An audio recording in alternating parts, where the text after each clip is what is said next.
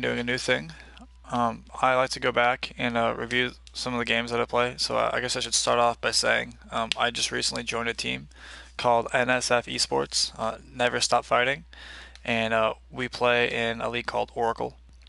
I'm the main tank. I go by Foxy on the team. This is my other account, T Vanhorst One. But you can call me Foxy. My online friends call me Foxy. So yeah, that's kind of what I go by. I'm gonna be starting to do a new thing.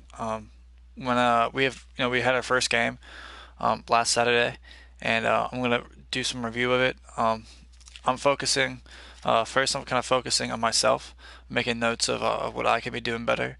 My responsibility on the team is, I'm the main tank, but I also am the primary shot caller.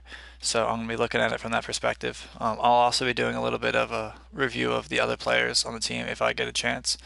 Um, but the purpose of this is just for me to look back and try to improve and share what I'm kind of seeing with anyone who watches. So I hope you guys enjoy. Um, yeah. So let's get started. So I'll just preface this by saying, by myself, I already reviewed the first map we played and the first half of Kings Row. So for this video, I'm just going to start where I am right now and finish. Um, I'm going to be looking at when we are defending Kings Row. The team we're playing, I don't remember the name. They're called in the server. They're called BC, but they're also in Oracle. So you can see that they're coming out with. Well, actually, they didn't spawn. So we're defending here. So I'm gonna go ahead and kind of go over here. Attackers incoming in 30 seconds. Whoop. All right, and while it's kind of loading, I'm gonna text my coach real quick. He asked me if I could talk to him for a second, so I'm gonna send him a message and let him know I'm online, and he might come on and chat with me for a second. So let me go back.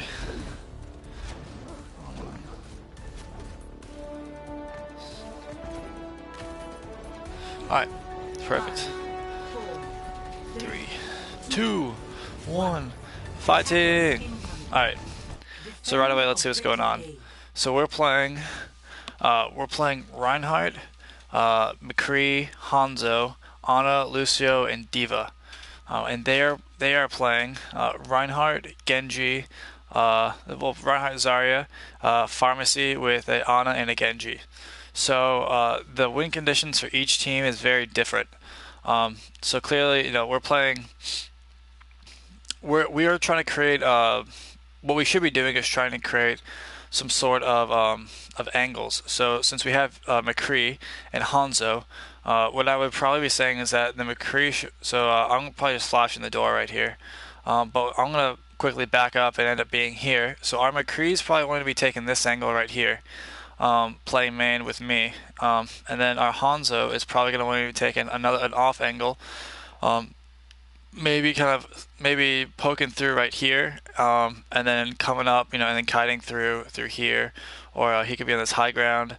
But we want to be creating angles with these DPS. So right here, to be honest, this isn't very. I don't think this is the optimal positioning for our damage. If we're both, if we're going for shield break, then that's okay, but that's not what our comp is saying. When we have a Lucio and an Ana, that's not shield break as far as supports. That is mobility and kind of like that's opportunistic.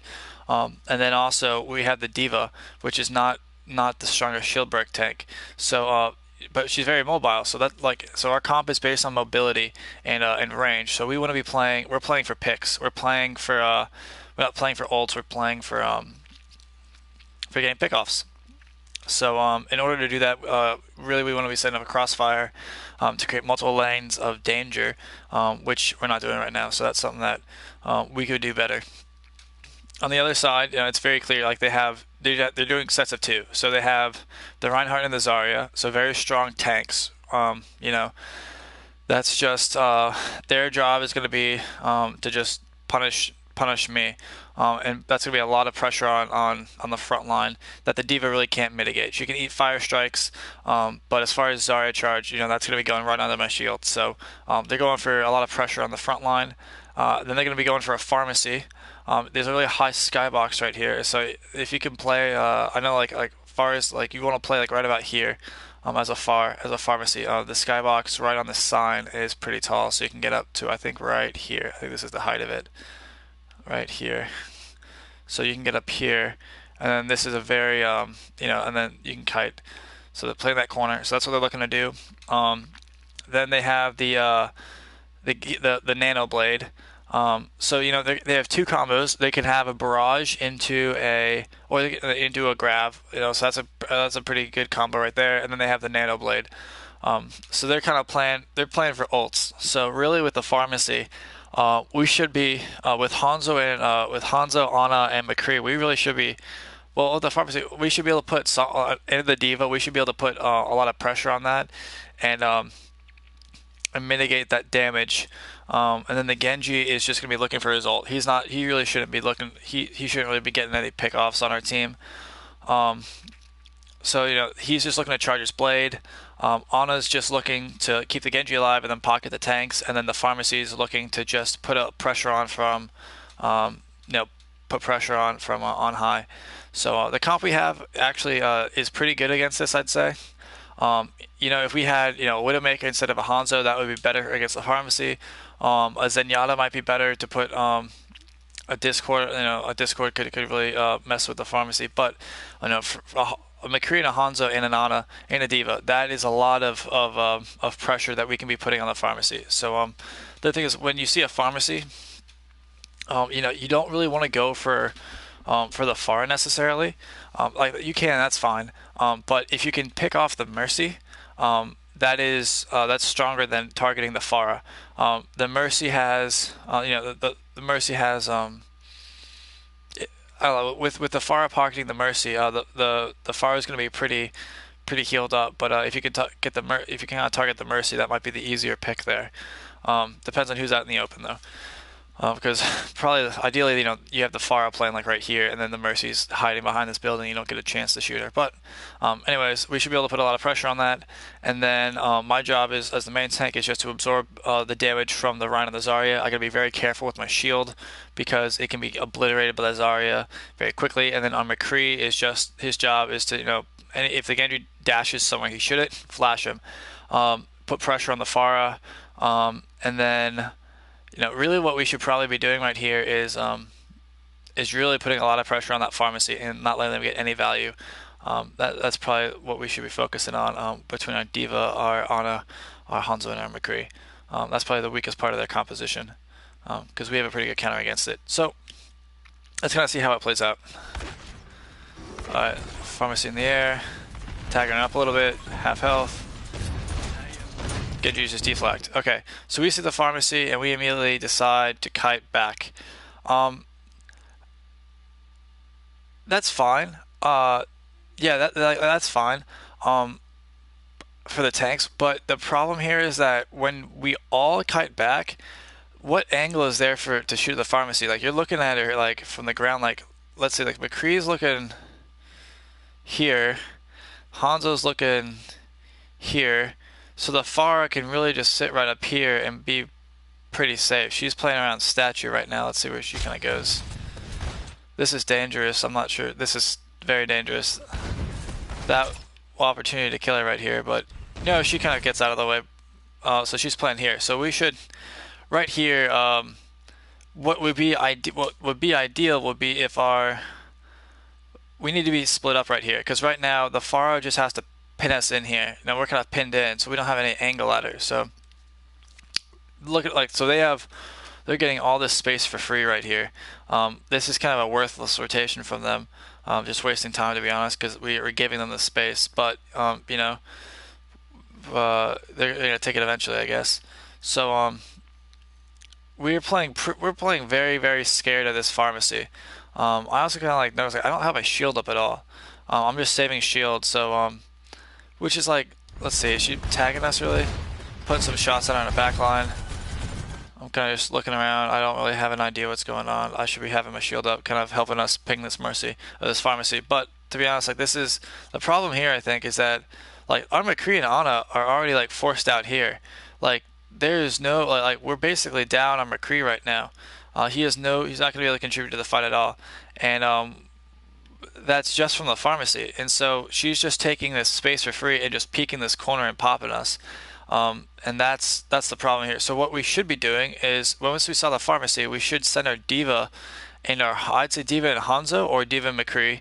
Um, I'd say like our McCree can sit right here and kind of use this telephone box as cover, and then Kite here. You know, he can roll in here if he gets in trouble. This would be a good angle because this puts pressure on this. This takes away this angle right here. This far it can't do this. Um, our Ana could be playing here too, or you know we could have him up here. But basically, what we want to have happen right here is uh, we want to have some sort of threat over here, so that we don't have so that we're not giving up all this space for free. Because right now there's nothing that I'm looking at, you know, is being contested when you know it really should be. So. You know, next time we definitely are gonna make an adjustment and send a diva or you know put someone up here um, and contest this space because this is very necessary. All right, so cool. So let's see kind of how this plays out. Trading fire strikes. They use a very early bubble, which isn't gonna get value. Um, but you know, because we've lost, you know, because we're not really able to threaten the far, I'm not really wanting to poke out too much. So now we're in a position where we've completely given up the point for free, with no really plan or ability to recontest it. The far is sitting fine; they're not under pressure, and if we're gonna walk out to the point, I have to face the Ryan Zarya up close, which is what we wanted to avoid in the first place, and then the far is going to be raining down damage on us. So we basically just gave up this, you know, before the fight even started. We basically gave up this point for free. So that was a big misplay by us. You know, and that, you know, and at the end of the day, like, you know, I got to direct that. I got to, you know, kind of. If we don't know to do that automatically, then you know, I know to do this. So I got to be calling for this. Like as soon as I see the far, I got to be saying, you know, I got to send it. I'd probably say Hanzo and Diva over here. Um, yeah. Hanzo Diva. I mean, I guess maybe like the way we should play, like we could split into a 3-3. That might be the easiest way to do this. Is send the Hanzo.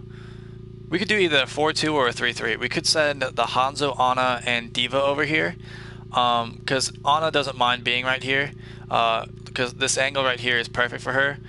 She can heal. We want to control that area right there. She can heal it, and then she can peek out to the point right here and be pretty darn safe, as long as I don't push far forward. So if she plays here, this is fine. Or if she played here, this would also be fine.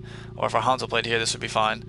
But basically, we have to having our DPS on the ground is and right and behind the Reinhardt is not optimal here. The only when it would be off, like if we were playing like Torgo and Reaper, or you know if we were playing Brawl and our goal was to just fight them on the point, then this would be perfect. Then we kite here, they step on the point, and they waste their bubble. We would just amp speed and try to obliterate their Reinhardt, and just do it so fast that the far can't get value. But since our comp is based off of picks and based off of ranged picks, we want to be, you know, we got to be controlling these angles so that we don't give away all this distance for free. So, you know, that's a big mistake that we made here, and that's going to cost us this point. So let's see what happens. So I'm taking some damage. Zarya's beams looks like she's pretty charged. I wonder how charged she is actually.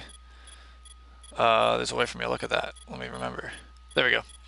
No, no, no, no. Yes. Okay. So what's she at?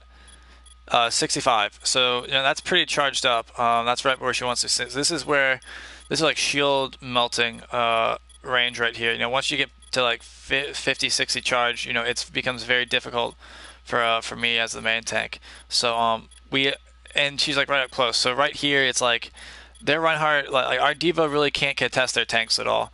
So that means that I'm by myself contesting the tank. So I'm gonna get melted by them.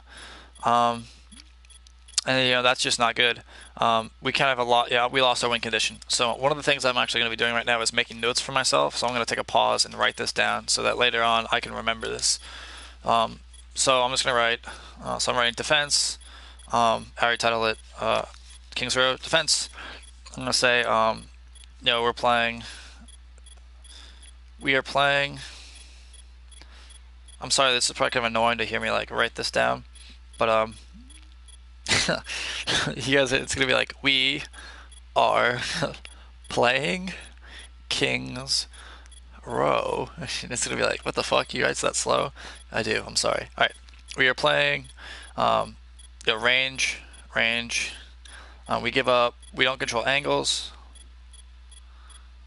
Control.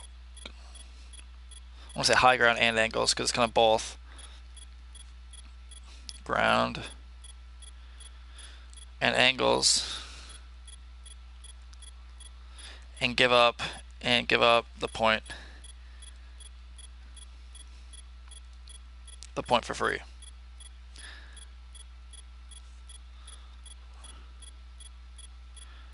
Okay, so the moral of the story here is, from me, like I want to be playing here probably as Reinhardt because I don't want to be taking shield damage from the far as they approach. So me kiting here is fine. But having all of us right here, it's like we're all staring at this now. We're all staring at like the Ryan Zarya. The Pharah is just gonna rain down damage. So now we have a very limited amount of time to take out the Pharah before she gets value. Plus, our front line is gonna be heavily pressured by the Ryan Zarya. All right, so they're out of. They have no sleep dart, but okay, cool. Like, look at my shield; it's already cracked, and he has no fear right now. He has no fear of us. Also, our McCree is playing. Look how far back our McCree is playing. He has no ability to help me out in Flash. So, yeah. So really, the way we should play this is have our Hanzo and Diva over here, putting pressure, and Hanzo Diva, and then maybe I'd say Hanzo Diva Lucio. We want to have probably one support over here with them, and then if they engage on me, like then the Lucio needs to transition over here so he can help me out and help speed me back if I need it if I need to get out. But I'd say we should be in a 3-3 split with Hanzo, Diva, Lucio over here, and then Ana. Or I don't know. Maybe do I want to have Ana over here or over there? What's the event over here? Ana can. They have the Genji flanker. I'd say probably actually I kind of like over there better. I think that's a better spot for her. Yeah, I like that spot better. Okay, so we should have at least I'd say no, actually because the Ana can heal from range. Okay, so final idea is I think that the best way for us to play this is have Diva Hanzo controlling this area with everybody else kiting over here, with everyone else back here. So we have the Pharah contested. The Diva can kind of be shooting her, and then if the Diva's over here too, and the Pharah is doing this shit, or if the Mercy's here, she can just go fly up, pew pew pew pew pew pew pew, shoot the Mercy, and then just fall right back here, and it doesn't let it really helps control the Pharah and not let her encroach too far forward. Plus, then she can come through here. The Diva could be up here and be pressuring the Pharah. So the Diva needs to be controlling this area over here. Okay. My shield's weak. It's almost broke. We're getting pressured. Our Diva's at half health. There's Zarya. How did she take so much damage? That looks like our McCree and Hanzo are pressuring the Zarya. Alright, McCree gets the Zarya. Okay. The Zarya kind of gets a little too greedy. The shield isn't up. There's not a call. They don't get the heals on her, and she dies. But they are going to res, and we don't have anything to disrupt this res. So because we have no control over the point. The only area that we control is back here. So yeah, you see how little map control we have right now. All right, so now we get purpled. Where's the Ana at? Did she slip up nade past my shield? I'm gonna look at that again. Let's see, because I saw her use sleep earlier, so she doesn't have that, but I know she has nade, so I go back 15 seconds. Let's see. We'll go fast for a second, just get there. Slow it down a little second. Let's see the Ana. Sleep died. Okay, so the Ana's behind the car. This is a big, when Ana pushes up like this, you'll see, she's gonna walk. No, we use our nade. So you see how the Ana's walking forward right here? If you ever see an Ana walk into a position that doesn't make sense, she can be doing the same healing job right here, and be safe. But now she's like in this fucking danger zone where if our Hanzo is about to have sights on her and can headshot her, if you see her doing something stupid like this, it means she's gonna about to throw a nade. So I drop my shield, and she nades us. So I completely missed that Ana is about to nade us. That's my job to watch and block. So I'm gonna make note of that. Um, Ana walks forward into danger. Ooh, that's not how you spell forward. That is word into danger. Sure. I'm gonna mark that. That's a clear sign of nade. Clear sign of nade. Okay, so that's like my job. So like as main tank, like I gotta watch that shit. So same thing with D.Va. Like that's both of our jobs. She can eat it. I can block it. So but neither of us catch it. Which is that's on us because now that's a lot of damage done to us. So our D.Va is very low. Our Hanzo needs healing. Let's see what happens. Their Reinhardt comes in and starts swinging. My shield's up, which is pretty bullshit actually. But now I think about this, what the fuck am I shielding? Like Zarya tickles, like the only person she's gonna be damaging is me. But like I could be swinging on the Genji and the Reinhardt right here. So, damn, look how far her beam's reaching right now. Holy shit.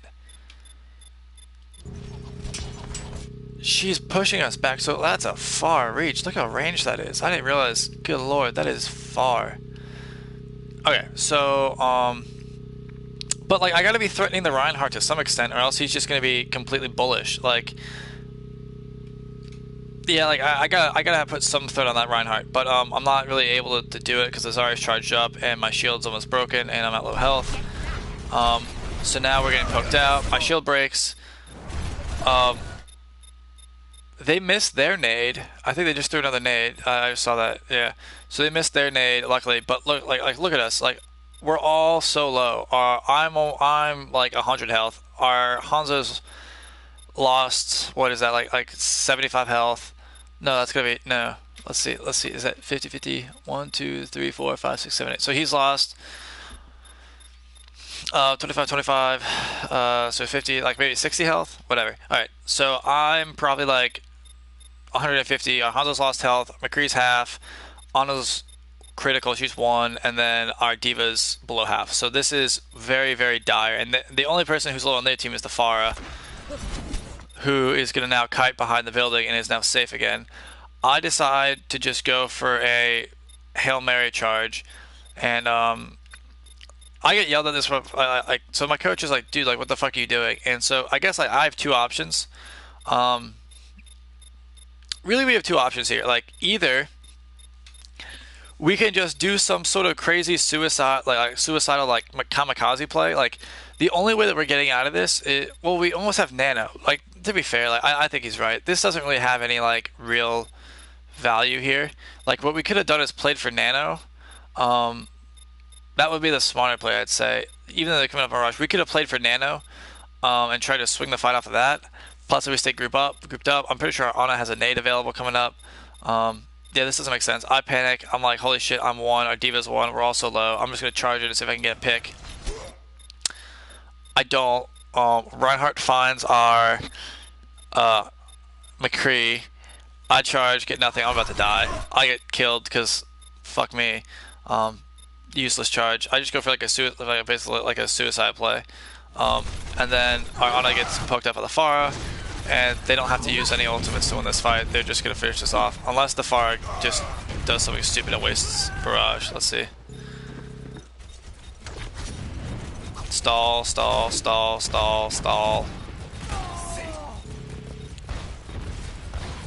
Okay, we're all dead. So like, there's like things like that are there that we need to fix. Like I guess like for just me, it's like the things like if I like I'm the shot caller, like I can direct people, I can direct what I want and like where we go. So I need to direct that split in those angles, and I need to get that relayed to the team and get that going because instead we just all kind of back and gave them the point for free. Once we were To be honest, once we were all right here, like we had basically lost the fight. Like there was not much that we could do. We had lost control of the map. We had lost our win condition, and our win condition was create angles and frag. The other team's win condition is ultimates, and but like we just gave them the point. Like we just gave them the point, and then like we had no ability to recontest because we were sitting here. Um, our DPS like weren't able to poke anyone out, and we just took a bunch of damage because we're just grouped up against the Pharah, who's just splashing in damage from above. So this is a very, very, very bad, poor play on our part. That's not how you play against the pharmacy. Um, okay, so there is that nade play I missed, and then the charge at the end doesn't make any sense. Ideally, even if we don't do that, ideally how I play that is I block the nade.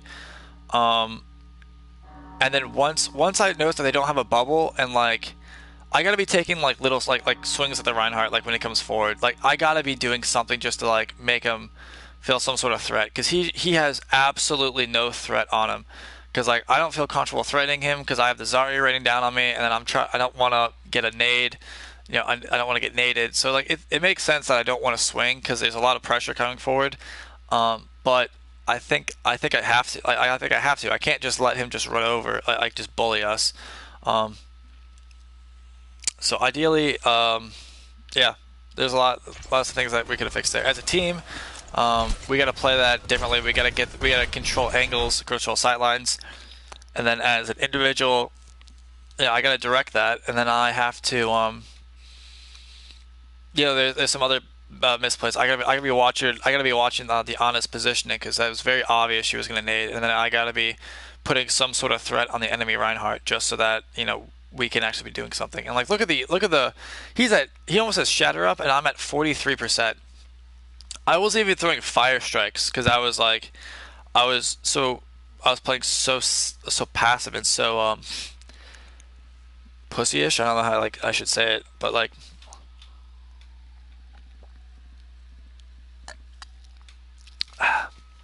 water is good.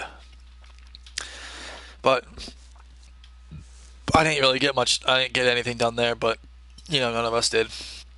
So okay, we switched to Zarya off the Diva. That doesn't really make any sense to be honest. I mean like, because you gotta ask yourself like as a Zarya, like what are you gonna be getting charged off of?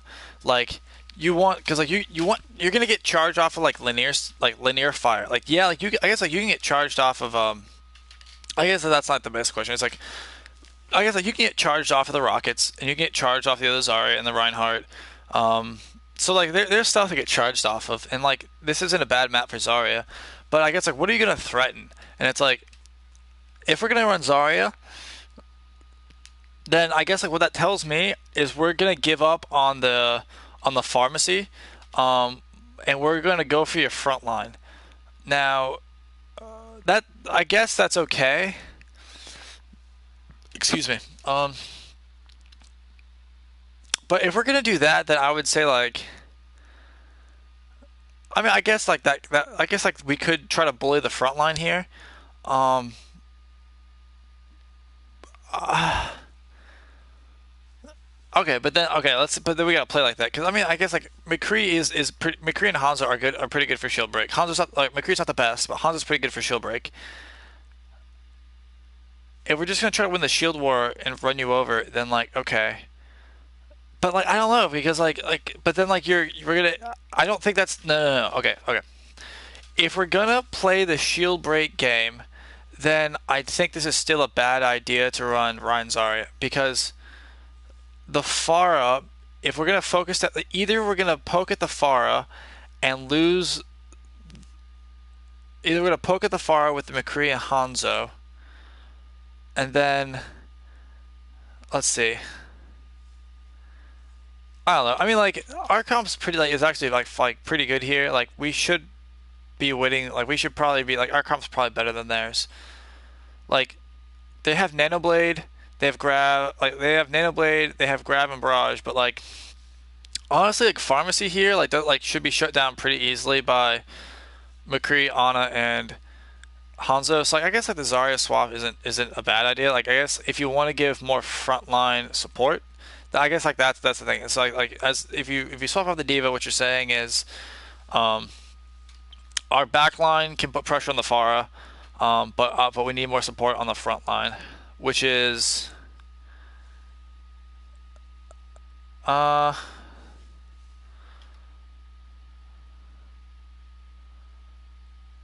I mean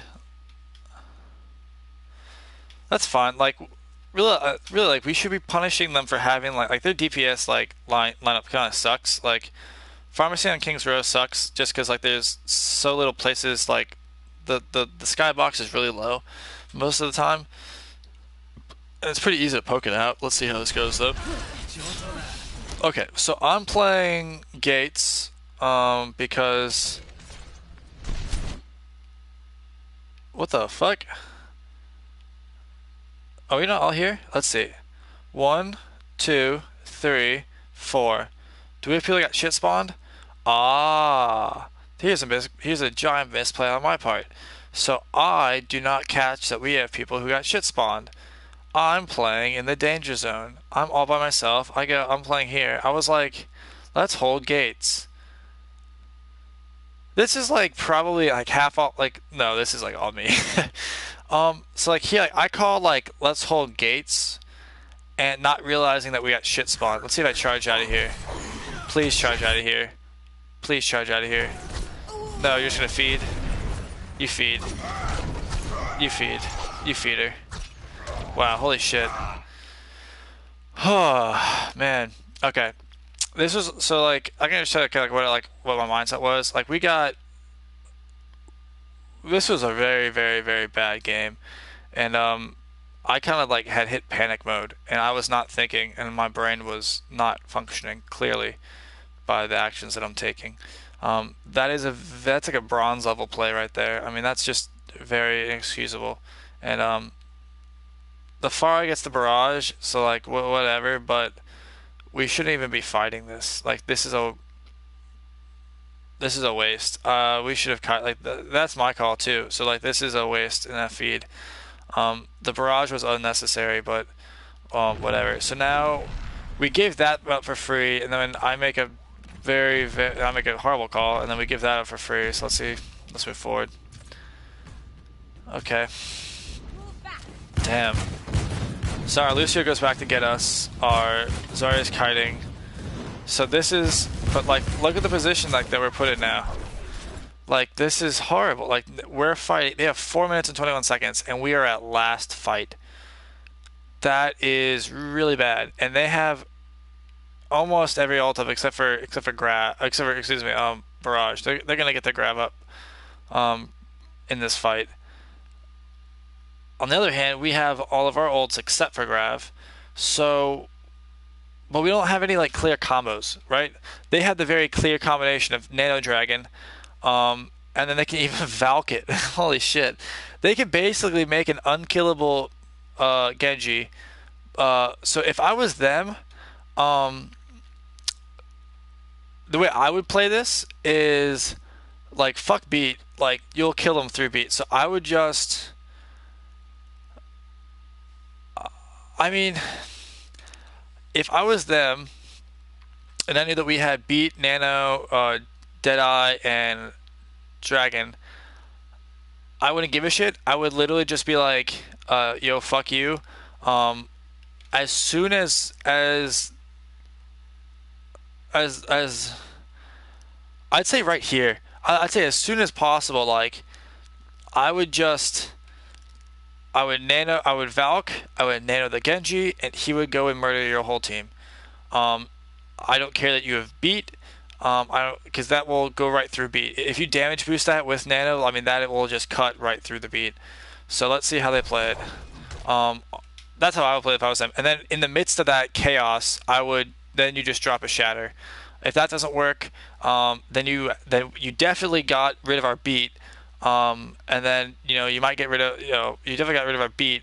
Then I'd just be going for a shatter. I'd be going for a shatter in the chaos. So that's how I play that if I was BC, the attacking team.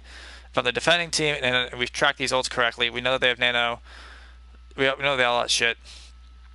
I would be saying, okay, we know that they're going to open up with Nano Blade with a Valk probably. So, and even with beat, it's going to be very dangerous for us to fight it. So what I would be doing is I would be kind of playing like with our. I'd be kind of playing. Actually, I would do this. I would have like our Ryan Zarya would be here, holding down the front line. I would have our McCree. I would have our McCree, Ana, and Lucio. I would have in the middle, kind of as bait. But Lucio, yeah, as bait. I would be saving the friendly bubble for the Lucio, and then as or whoever he dashes on, I guess, but probably for the Lucio. And then as soon as you see the Genji, UGBKBK, whatever the line is, you drop beat, and then I would turn around and shatter, and just try to knock him down. I would also have our Hanzo play. Oh wait, and then the Hanzo I would have playing in the far back, and then as soon as I see that ult come out, I'm dragon striking straight through. I'm dragon striking us so that if he wants to come slash us, he has to go through the dragon strike. So actually, like the ultimates that we have, counter like we have a pretty decent counterplay here. Um, so and I guess like what you could do too is I guess the other way you could play that is instead of bubbling like you just need to make sure you get the beat off. As long as the beat gets off, like then that gives time for everything else to happen. Um,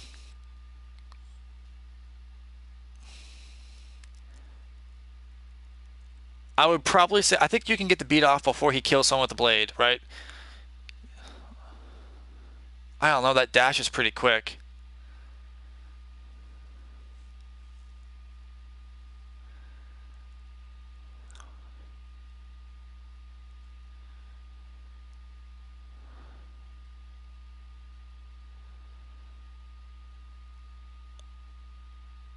Oh man, you know, it'd be a 900 IQ play by them. You know what I would actually do if I was them? What I would do, I would have the Genji dash into the air and nano him to try to bait out the beat. I would just try to trade nano for beat. So I would have the Genji dash into the air, and then we would nano him and have him not blade, and then I bet you $100 that we beat that the other team would that Mina would beat, and then you can just wait out the beat and then just Valk blade with him. Oh, that's the play you should go with. Oh fuck, that's the best play actually. So that's what I would do if I was team one, but they're probably not going to do that. Um, let's see. We pick off. Okay, so what happens here? Okay, so we pick off the Pharah, and then we dragon strike it in order to try to deny the res. But the dragon strike is late, and she pops Valkyrie and gets out. It's a good idea. That's a good idea by Grav. It's just a little late. You know that this distance to the Mercy is pretty decent. So let's see when he does it. Um,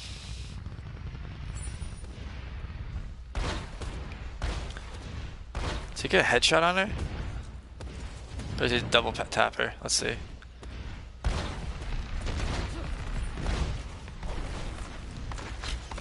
Alright, so McCree gets her, and then is that a headshot? Oh yeah, nice headshot. Sweet. Then he headshots her. Okay. Very nice. So he is right here. Mercy's right there. Mercy flies back. He's...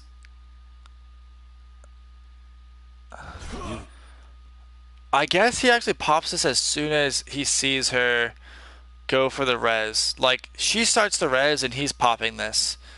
The only way that this actually works here is if... Where's Grav at? Or not Grav, where's Nico at? What is he doing back here? Why are you getting a health pack? Well, this is unfortunate. Nico's basically out of this fight, and so is our Ana. This is very unfortunate. Anyways, Yeah, Nico should has no business getting a health pack here. He should be just stand here and get healed, and then you're right back in the fight. You're taking yourself out of this whole fight about to, and plus now the Ana's trying to. Yeah, this is not good. Anyways, so I guess so if you're Grav here and you get that pick, actually the way that I think we should have played that is as soon as you get that kill and you see the Mercy start to fly back this way, just that's when you should Dragon Strike, not on the res, because it's you're not going to kill her with the Dragon Strike on the res. If you try to res, like when you try to Dragon Strike when she reses, like clearly by this. So I would say use the Dragon Strike to cover to cover the res and not let her res. Don't try to kill her while she reses, because then you're at risk of this. Of now you Dragon Strike, she gets out of the way. That's a nice Valk. That was a nice Valk by her. The Pharah boosts up and is out of the way. So now the Dragon Strike gets no value. I mean, it gets the Valk out, but that's not. But the Valk's also gonna get value right here. Um, the Reinhardt is being stupid. This is a stupid play. Shatter is not your win condition, so I don't know what you're going for. He was going for like some sort of. I think he was hoping that we were gonna. I think he was expecting for us to push up here, and then he was gonna flank around our back and shatter. I think that's what he was thinking, but we, but like if like this is what we're holding, so I'm not sure why he was expecting that. So no, but my shield is still getting freaking worked on by the Zarya. Oh my goodness, um, like it's already cracked. Like that's a big problem. All right, so our Zarya is putting pressure on the Pharah. But there's like a so Pharah gets out. Okay, so right now Pharah gets out. We should push forward some. Oh wait, Nano dash. Okay, that's interesting. He's going for.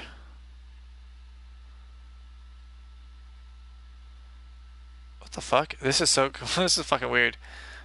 He dashes on coffee. Am I wrong? Alright, Nico gets. This is fucked. What the fuck? Oh, this is weird. Alright, so Nico gets. But. Or is he dashing on Grav? Oh, I guess Grav is here. Grav and Coffee are on top of each other. This is a very bad decision by this Genji. Um. And I'll say, like. Neither of these two people have ultimates. Like you can kill either one and it's not and it doesn't really hurt our win condition.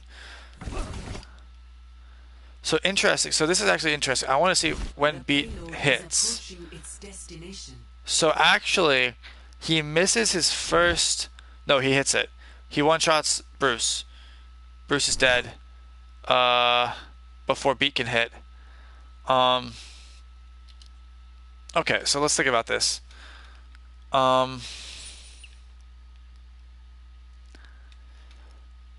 When he dashed in, so let's watch this. So this is also a misplay on my. So I need to be looking to shatter the Genji. Like we know, like Nano Blade's a win condition, so we gotta unload whatever it takes to take that out. We should do.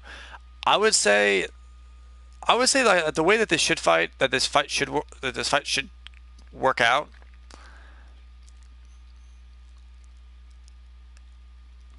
I would say that the way it should go is we should open with Deadeye to zone them. Open with Deadeye, try to zone them out. Maybe we get a pick. You know, like you don't know. Let's just Deadeye zone them out.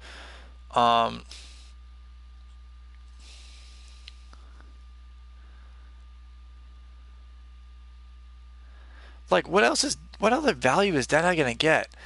Like I guess like if they Valk, that's when you could Deadeye. Like okay, so like I'm just saying like opening fight, like let's say that the Pharah doesn't die here. Like I'm trying to think about how the plan what the plan should be. I think the plan should be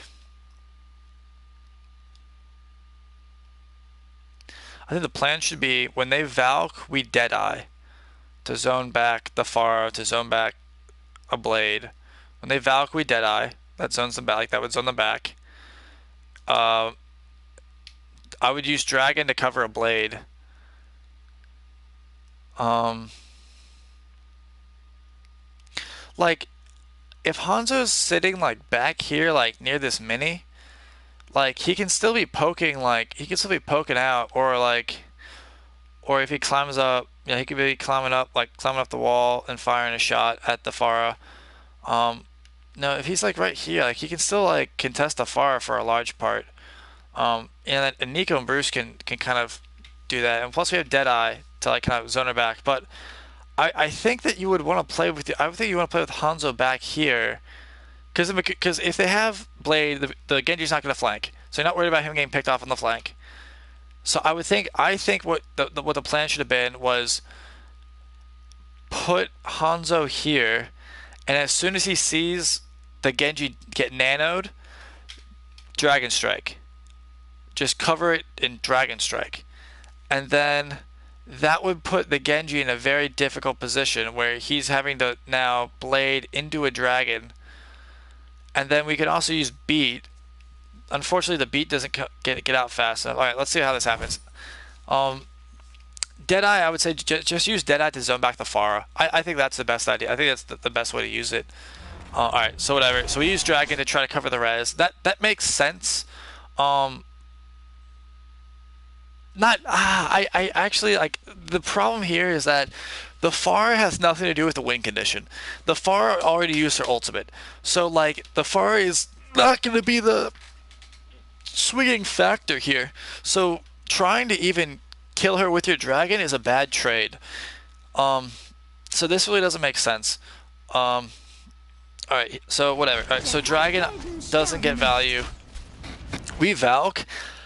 This is where we should Deadeye, right? Like this is where we should Deadeye. Um, they Valk, Deadeye here, because now the Mercy can't get to the Pharah,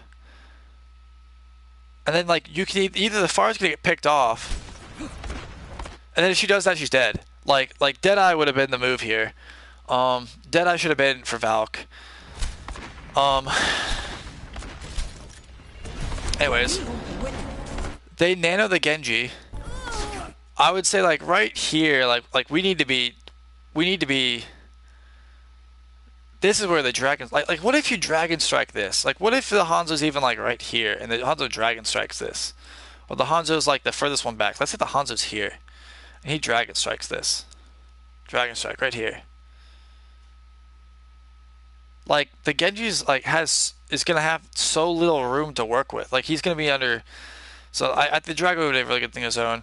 Mina's up here. I don't quite know why she chose to be here.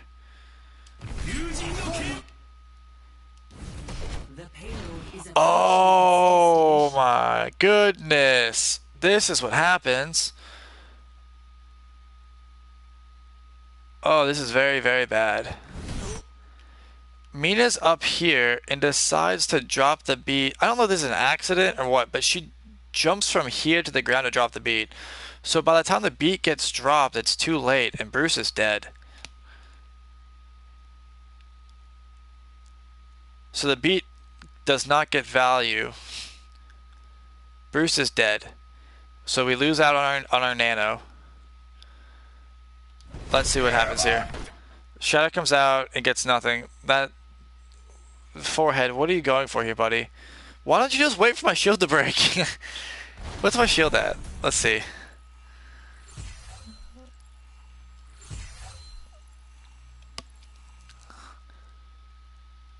My shield's at 80. What the hell is this person? My shield's at 84 when he shatters, and it gets blocked because he doesn't wait that extra, like, second. So he just mistimes it. I guess, like, you know, that sucks for him, but he just mistimes it. But, you know, be patient. Just wait for it to break.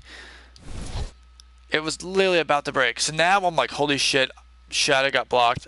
My shield, I was not protecting my shield enough, because if my shield gets broken there, then he gets a free Shatter. So, like, anyways, this was bad on my part.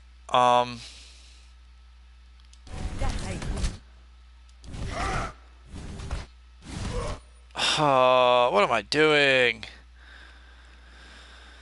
Good lord, this is a bad game for us and for me. Okay, so then by the skin of my teeth and just by him being a dumbass, I block Shatter. I don't get the counter pin off. I said I get pinned. I just jump back out of holy shit, I'm gonna die. Bruce is dead. I'm dead. I get killed by the fire. Oh, my shield's broken. And we lose. Okay, so lots and lots of misplays here by everybody. Uh, I'd say like everybody here had a mistake. Everybody here had something that went wrong. Coffee used the friendly bubble, and at a time that it wasn't necessary, didn't get value. It, and like when you're going against like a blade or like a shatter,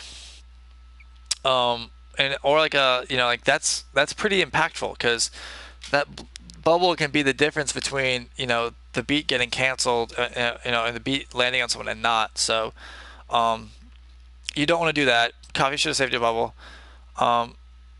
Bruce doesn't land a sleep dart and dies with Nano, but that's not really necessary. That's not really his fault.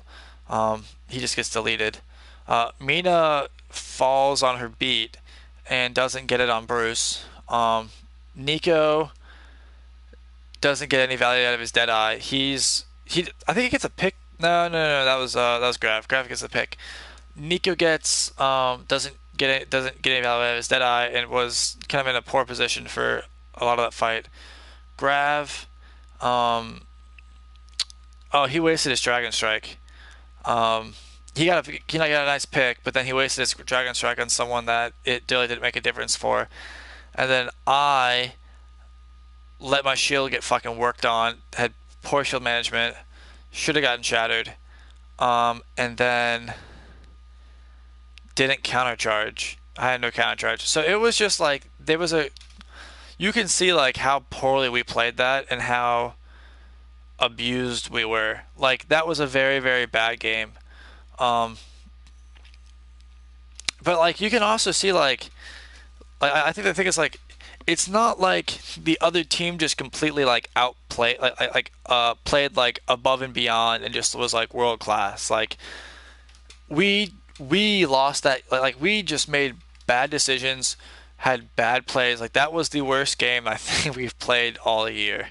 Like looking at it, like I think that was very, very bad. Um,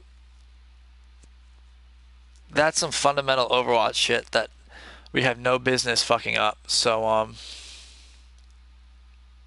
damn. Um,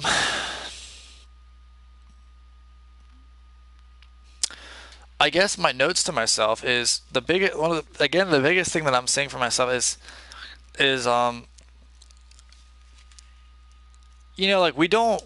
I gotta shot call these things like we don't know what to do. Like um, I think my idea of how to cover of how to beat this like right now is a good idea. Like I think um like I think the idea of of when they Valk Deadeye, that's good. Like that's easy solid. Um, when I think the idea of how to use a Dragon Strike, I think that would have gotten a lot of value. Um, and then Nano and Shatter is just that was our win condition as long as we use those two ults to cover the Dragon Blade. So I think we had a good chance to win there. But like we didn't have that plan, and like we didn't we didn't have that to execute. Like we weren't ready with that, and like we didn't execute it, and so then they just ended up running us over. Because really the win condition. Let's say we're at this point. Like let's say that we're at this point, and we got our beat off. Our Dragon Strike zoned out the Dragon Blade on the Nano Blade, and our Deadeye zoned out let's say our Deadeye didn't get any value. They kited it, and we're sitting where we are now. Like the win condition is very, very simple still. Like for us, like the win condition is we have to kill the Zarya before she grabs, or at least not let her get value out of her grab.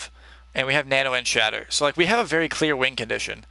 And like this is a fight where like actually like I think this is a fight where it actually shows you how Nano Blade is actually not undefeatable. Like I think it was actually like we had beat for it. Like if we didn't have beat, like you're fucked. Like you're just straight fucked. It's like, and that's fine. But like we had Dragon Strike and we had beat, and it's like I think that was very winnable, and um, I think that's the upside here is that I can see how we win these fights, and as long as we make these improvements and we make these plans and we don't panic and we just stick to these and we have a plan, we stick to it, and I can communicate this, I think we'll be fine. So I'm not going to sugarcoat it. This is some very bad Overwatch on our part, on my part, on my team's part, and that starts with me and ends with all of us. So you know we got a lot of we just gotta fix that. I mean that's gonna take some work and take some thinking and but I know we can do it, and you know it starts here. So in the film room. So that took about an hour. So hope you enjoyed that part. I'm gonna go do Rialto. So I'll kind of talk a little bit through it as I go. So the next map we're gonna look at is Rialto, and you know, what'd be funny as shit is if my mic was like off this whole time, and this is just silence. All right, so Rialto, we get stomped again. You know, spoiler alert. Welcome to I reality. guess like, yeah, I'm making notes for myself.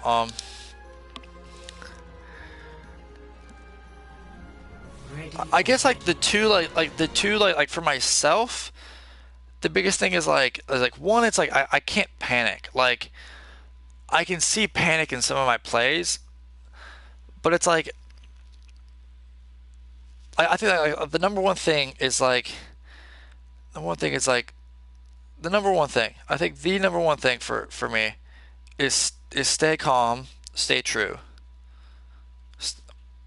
stay calm, stay true, stay golden pony boy. All right, like we're a good team. I know we are. Like we played well. Listen,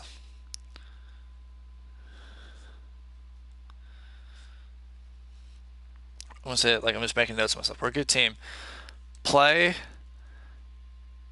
play up to your level. Play clear-headed. Play calm, and play thought out. And you guys and we'll be fine. Just play calm. Play calm and lead us in thought. I'm gonna say that. Lead us in thought. Okay. That's the first thing is I was panicked. We're panicked. We don't have plans for these fights, and our ultimates are we don't know how to use them. So I need to be direct. Like that's my job. That's my job to be coaching us through, and to be coaching us through, encouraging us, setting up simple plays. Yeah, and like how simple that was. Like all I had to say was just hit tab and say, okay, they use barrage. All right, so they use barrage. They don't have grab yet because like there's already wasn't getting a lot of damage. They don't have grab yet because she was breaking my shield but not getting damage. So they don't have grab yet. Like Nano Blade and Valk. That's what we got to worry about. Okay, Valk we Deadeye. Nano Blade. Grab. Go play far back. Like everyone like be in front of grab. Like grab like play far behind us. As soon as you see like the nano come out onto the Genji, Dragon Strike right through our team, so he can't kill us. Like if I just say like that takes 10 seconds to say. That's a plan. So as long if I can just be clear thought, calm, and execute and we can execute that, like we'll be fine. So cool. Stay calm, stay true. The second thing is that I need to have better shield management because a better Reinhardt is gonna abuse me and abuse my poor shield management, especially against Ryan Zarya. Better shield management.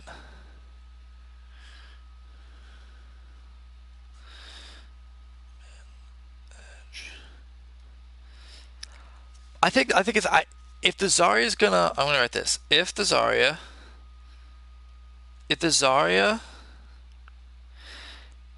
going to get work done on your shield. Get work on your shield. On your shield.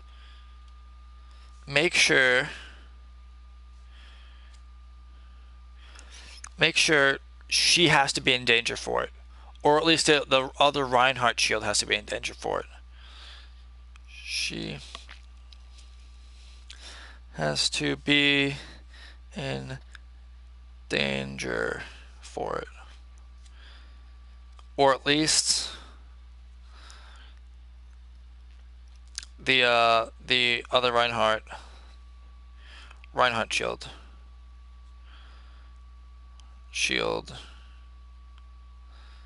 has to be exposed.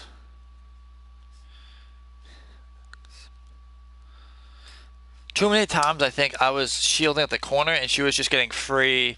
She wasn't in danger and she was just getting free work done on my shield. So I'm gonna take another drink. One sec.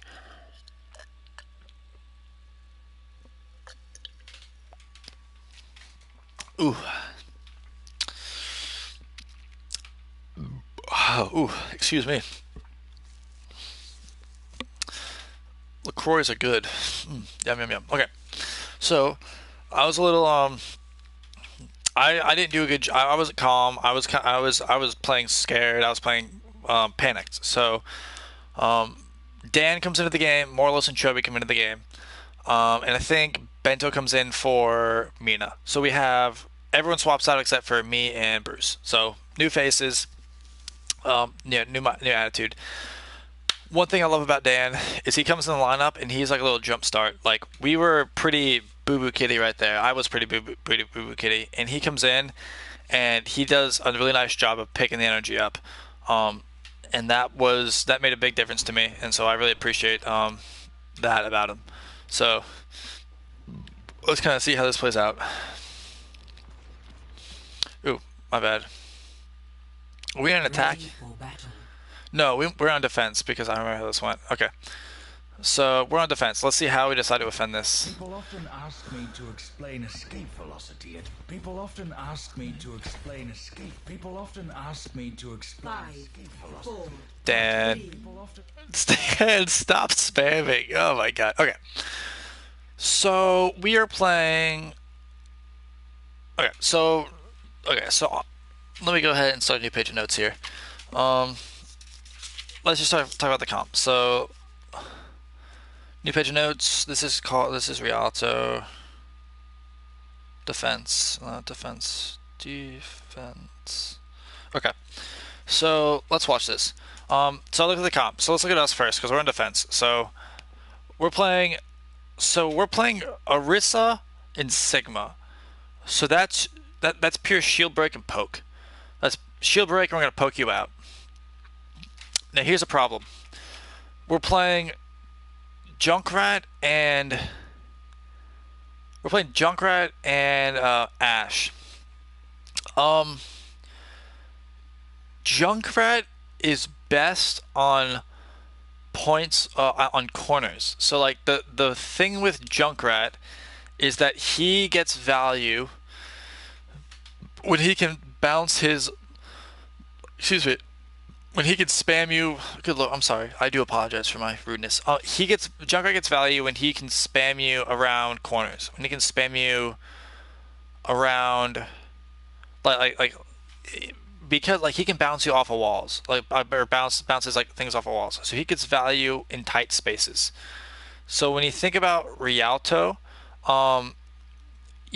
generally payload maps are better Junkrat maps. Like like Eichenwald is a pretty good Junkrat map. Junkrat Town's a pretty good Junkrat map. A lot of these corners, he can get a lot of value on. So that's not a bad pick. However, we are going Sigma Orisa. And kind of the problem that you're going to have with Junkrat is that he kind of requires you to hold like Sigma Orisa is very linear. Like they want to be playing down like pretty long sight lines. Like Sigma shorter than Orisa, but you want to be playing down like longer sight lines, kind of like mid to like mid long. And Junkrat doesn't get his value there. He gets his value around corners. So it's not a bad pick, but when I watch Sigma Orisa in Overwatch League, it's very common. Like there's kind of like it's most commonly tooled with a Hanzo or a Torbjorn. I'm trying to remember like what they were playing today. I was watching. Everyone was playing like either Sigma Ryan or Sigma Orisa. I saw Torbjorn. I saw some Tracer. I saw some Hanzo. I saw McCree. I feel like I'm missing somebody. Bastion. Just kidding. Not Bastion. They used to be Bastion used to be used. But all right. Anyways, but we want to be going shield break. The bigger problem I'd say is Ashe. Morlos really likes playing Ashe. However, as I kind of saw from Surefour today, Ashe is not very good with double shield. Ashe wants to be playing angles. So like, okay, so like you can have like two schools of thought. So like the first way that we saw double shield played was when Sigma first came out, it was like with like you played like it was like Doomfist. What was it? Doomfist Hanzo? Was that what it was, or was it Doomfist? No, it wasn't. It was like Doomfist with Doomfist Reaper. That was it, and it was run past the shield. It was like double shield, but fuck the shield. um, but that was like the first way, and then it kind of evolved into like it was double shield, but like you actually had to break the shield. And you would play it with it was like Sigma Orisa, and you would play it with Hanzo and who was the other big shield break person at the time? It was like Hanzo and I can't remember. Man, McCree maybe? Who were they playing it with? Was it Widow? No, it was Hanzo and was Jake playing Soldier? Or was he playing Juggernaut? I don't know. I just remember watching Emog. It was like Emog and Jake. And I don't remember who their main tank was. But anyways, it was a bunch of streamers and they were playing it in a tournament. But it was like the core is that you would stand on top of each other. The Orisa and Sigma would be playing basically on top of each other. So first you'd use your Orisa shield. And then when that broke, your Sigma shield would get used. And then when that got kind of like chipped away at, you don't want it to break. And so if you had to, you take it down, and then Sigma would use his hands. He'd eat, but he'd use his hands to cover.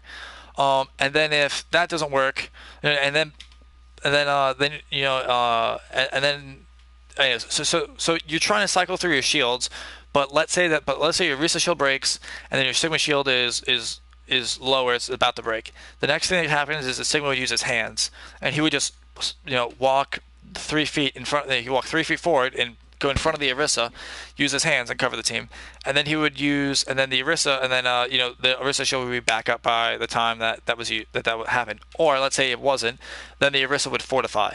But generally, actually, the Orisa Fortify was used on halts. So let's say we're halted in the air. The Orisa would be the one in the front, and she would halt to block, to block secretion, and to block damage. Okay, so the moral of the story is that it was played on top of each other. Now you still do that, but I see a lot of the time where their teams are playing in 3-3 splits, where they'll play. For example, they'll almost always play a Hanzo, but most of the time. But they'll play Orisa Sigma, and then they'll play. They can do like a. It kind of depends on like the map. Sometimes on control maps they'll play where they're trying to like wrap around and pinch, and they like Prophet plays like a Mei with when Soul does it.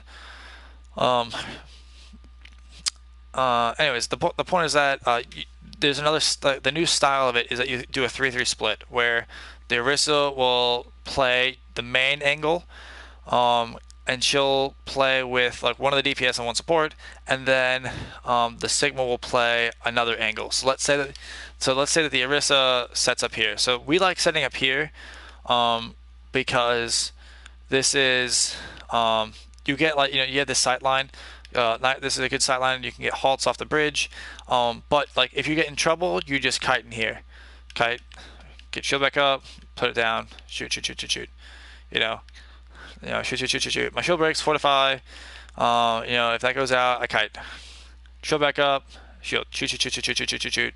If I get in trouble, I kite through. If I get in trouble, I kite, and then I can come here, and then I come in here if I get in trouble, and then if we like one of the things like our coach talked about is you don't want to get funneled into this hall. So this is danger zone. It's not there's no cover, but like being right in this area is where you can get picked off, and it's much better to kite in here. There's a mini right there that you can take, and then if you get pushed out of here, come through here, hold this room, and then you can just kite this corner and be here. And it's a lot better than trying to come from here, because this way you got to come here, and then let's say that like you turn this corner, now the next place you can kite is all the way back here, whereas and all they have to do here is walk forward and turn this corner, and they can see you. Otherwise, if you come here, now let's say they pressure you out of here, now either they have to walk through this building and turn to see you, which is they don't want to do this because they have to walk all the way over here, away from the cart, and split off, and you have this corner, you have control of this space, they don't, and they're coming through this tiny choke, they don't want to do that. Or let's say that you walk over here, now even if they come up here and peek it, they can't see you if you're kiting over here. So you want to use this blue building. I don't know what it's called, elevator I guess, maybe, or a lobby. I'd probably call it lobby actually. You want to come through lobby. Good lord, man, I'm gonna actually go get a drink of water. I feel very dehydrated, so I'll be back in like 2 minutes.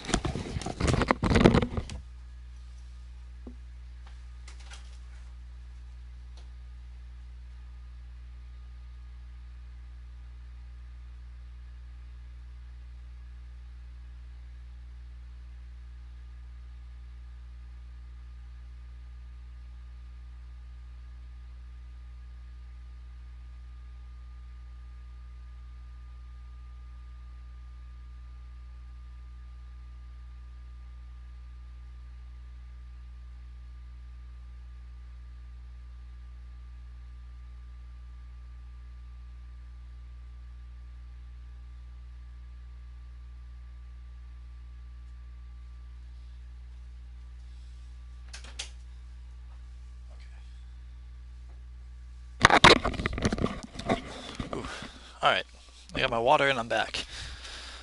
Okay, so all right, let's kind of go back to their composition. So that's how we're wanting to play this. I would say what we probably want to do is we want to control this high ground for the first part. So what I would actually say is like this gives Dan like a really good angle, and this would also give Junkrat a really good angle, and Morlos too, and Ash. So I think that the way we should play this is have me down here and then Sigma up here, and then like whenever we decide to leave, Sigma jumps down while I still have shields. Sigma jumps down. Maybe uses he takes a shield back, throws it right here. He jumps down, and then we rotate. But I think Dan should be up here. That's how I think we should play this. Attackers incoming. Let's see how it goes. Alright, so we spam out. Okay, so let's see what they roll out with. Okay, this is interesting. So they're playing Ana, Doomfist, Zarya, Lucio, let's say this is easier. Reinhardt, Zarya, Doomfist, McCree, Ana, Lucio. And so, alright, let me just kind of say let me finish talking about our composition real quick because I didn't finish. So we're playing our composition is a mismatch, and that is part of what's going to get us in trouble. So we're playing Ana Lucio. Um, Lucio doesn't get any value in this composition. You have this a portal, and that's cool, but no one's trying to engage. And it's like, the way we win is like we never let them engage on us. Like they have a Lucio, like we don't want to be speeding out. We want to hold back here, and then make them like what we like as soon as we see them playing this, what we should do is realize that we don't want to hold here. Is that we should play this, spam them out, force them to use resources. And our goal is to build up like Tyre probably or Bob or whatever. Whatever ultimates, right? And then just be trying to spam them out, make them come over the bridge, and then as soon as they start to come over the bridge and look like they're going to come to us, and then they want to engage, we back out, and then we really want to end up fighting this area. We want to fight with Orisa like right here, where she can like probably put you like right here, and spam down this entire space, and then we want to put very important. We want to put our Sigma up here especially because they have a Doom Fist, right? So it's very important that we do not let the Doom Fist stage up here when the fight gets over here. Because if he does, then all he's going to do is drop down. Let's say he's staging right here. All he's going to do is walk behind us, stage, and just drop down into us and obliterate us. So it's very important that we hold this high ground. So what we want to do is when we see what they're running, we want to spam here for like a second, maybe not even. We probably just want to immediately back out. That's probably what the right call is immediately back out. Man, I gotta drink more water. My mouth just gets dry. Maybe it's because I'm talking.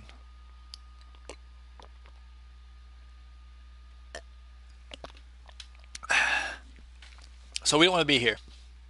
So we're playing. So here's a problem. We're playing Orisa Sigma. So we want spam, right? Spam in like directional spam. Ashe is not the best character for spam, because she just doesn't put out that much damage. As far as shield break, there's just better options like Hanzo. It's better because Hanzo can also like. The thing is, when shields break, people kite, so you don't have forever to hit a shot. Once a shield breaks, if I get a halt, we need to make something of it. So Hanzo is the better option here, but more or less feels more comfortable on the Ashe. But I think the Hanzo is the better choice. Jovi on the Junkrat, not the worst call. However, especially because like they're playing a Doomfist, like a McCree is it's just a better threat. I think and also there's just better choices. Like McCree's a better choice. Torbjorn has a turret and will put out more damage. And then plus the armor. Let's say Doomfist comes in and tries to fuck him up. Like the armor is gonna save his life. So to be honest, I think Junkrat's really weak here. Lucio is gonna get no value. Because we're not like the speed boost. Like if we get to the point where we have to like speed out, like they have a Lucio and they can just use speed too. And like if we're in that situation, like we already lost. Like we don't want them to be that close. So Lucio, controlling a tempo like that is not going to be good, especially because our goal is to break the Reinhardt shield and spam them out. He can't really contribute to that. Same thing with Ana. Ana is no shield break. So a better combination, like what we want to be running here is a Baptiste. Like Baptiste, if we ran like Bap Brig, that would be usable because the Brigida could, when the Reinhardt tries to engage on us, she can boop him back, or the Zarya, as long as they don't bubble up, she can stun, or if the Doomfist tries to punch in, she can stun him. She can, like the healing packs, can go onto the squishies and make them more survivable when the Doomfist comes in. That's a lot of burst healing, and you need that if they have a Doomfist. So I would say a Brig would be a viable option. Zenyatta would be a great option for shield break. Plus, we break the shield, discord someone, kill him. That would be a good option. Ana Lucio and Moira, right? Ana Lucio and Moira are bad options here. Mercy's a better option, I think, than Lucio, because at least you can pocket Morlos, and then he can get more value. However, the problem with that is that if you're going to do that, then you should just the problem is even if you do it like if you damage boost an Ashe, she can get like she can like just headshot one shot people, which is awesome.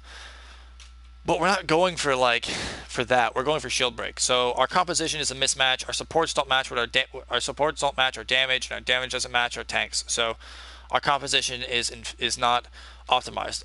Their composition, on the other hand, is much more optimized. They're running, Ryan Zarya and Lucio, Ryan Zarya, Lucio, and Doomfist want to get on top of us and engage.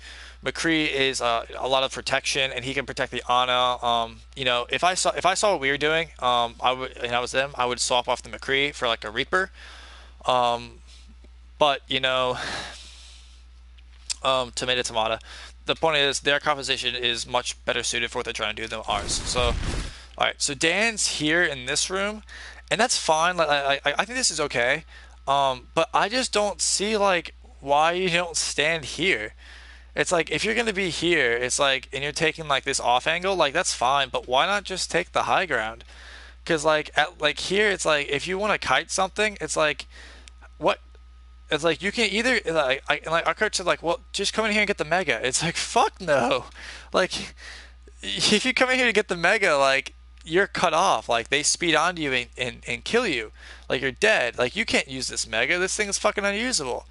So like unless we're holding like here on the bridge, like that mega is unusable. But where we're holding, like no. So I think Dan should be up here. Dan should be here. Because then if he's here, then Chobi and Morlos could be here, or let's say we have a Hanzo. Hanzo should be here, or if we had, let's say we had a Hanzo with a what did I say earlier? Whatever. But he could be here. The other option. So let's say we had a Hanzo Torbjorn. Then we could set like a Torb turret up here, and then Dan could help protect it and get some value out of it. Torb Hanzo would be a good pick here. The other thing I've seen actually is I saw Houston doing this. They ran a tracer, so they said, which also works. So you can do that if you want. So another option that we could have done. It's better on attack though. On defense, I think tracer's weak. So if let's say that we were doing this on attack, so we have all this pressure coming in from the front.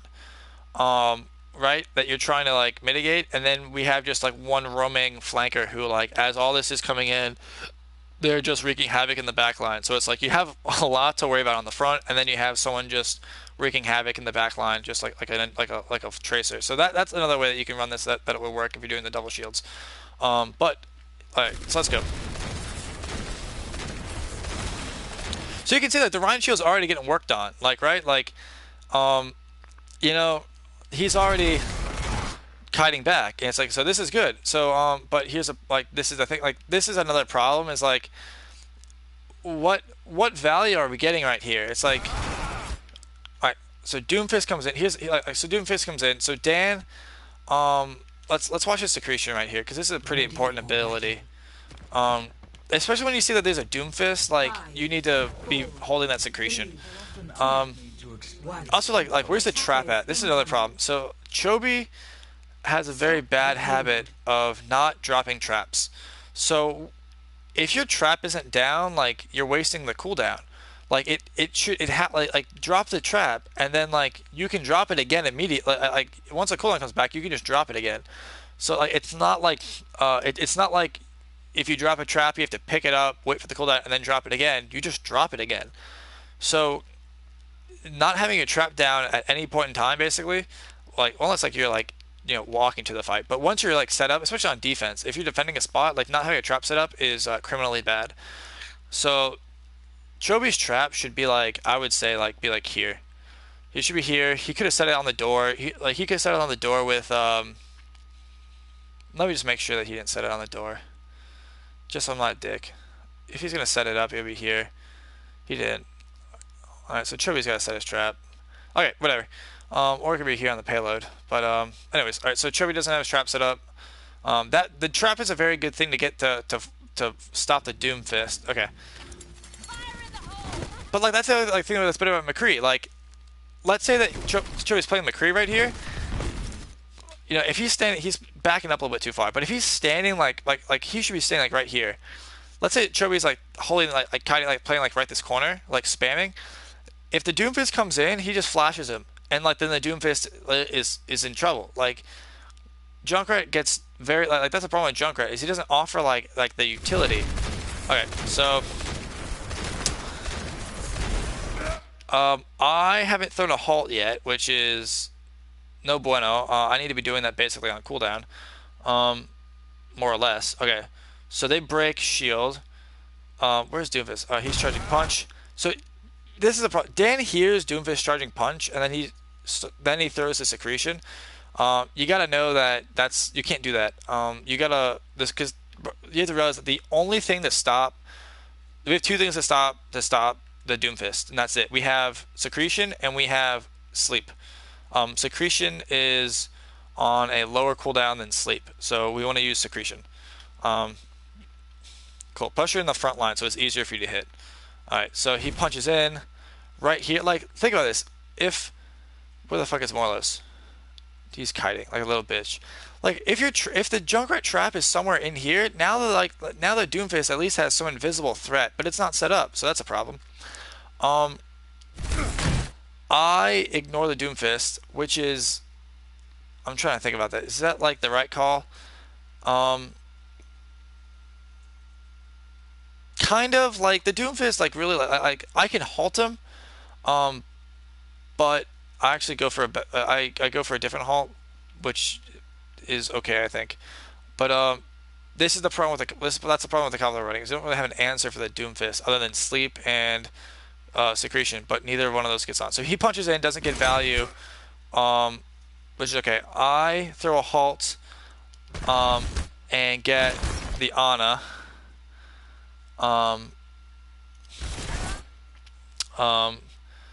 But this is where like they fuck up here. Like they've already kind of fucked up. Like, do you see how close they are to us? Like, and now that I'm gold, like they need to amp speed and blow me up.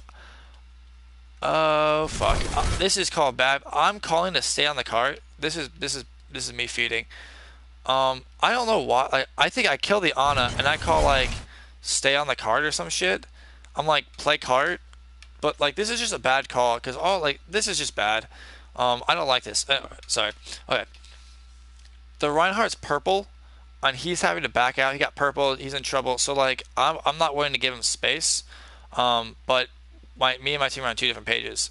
They've already kited out. Chobi's not even like. They're playing like back here. This is so they see who's that? McCree. Okay, but like, yeah, just Dan needs to just put a shield up and then like, fuck him, like, whatever. All right, so I get punched back.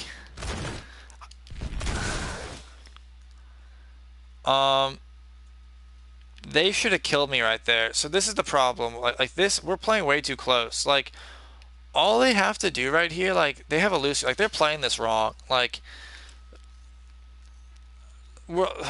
unfortunately, like, this is a case of both teams are not very, like, like, this is, like, a good example of, like, the bad thing is that neither teams are playing this right, and we lost. So that's like doubly bad. So we're not playing this correctly, and we lost. They're not playing this correctly, and we still lost.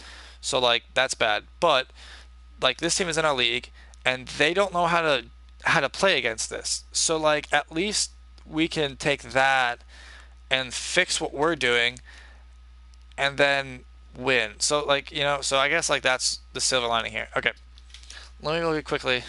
My coach was supposed to talk with me. He hasn't said anything. Okay, I'm gonna keep going. Right. So if you have like the Lucio Doomfist, like especially after 1 gold, like there's no threat here. Like there's no like we don't have like any like big threats here. Like you'll see a trap like like there's no big threats here. Like, and the way that you're gonna win this is you speed past our shield and you obliterate us. The Reinhardt has had his shield up way too much, and it's just gotten it worked on. So like that was what we wanted, but like he didn't need to do this. Like look how close we're playing. Like there's no reason for him to be having his shield up as much as he is. Like this is his shield is broken. He died. Oh, my controller died. But like there was no reason for that. So he misplayed that pretty badly. Anyways, so like we hold here, which is fine for like a second to like just get the scout. As soon as we see like what they're playing, we need to be very, very careful and back out pretty quick. What we should have done is backed out and played this sight line from here to here. Backed out, Dan should have rotated up here.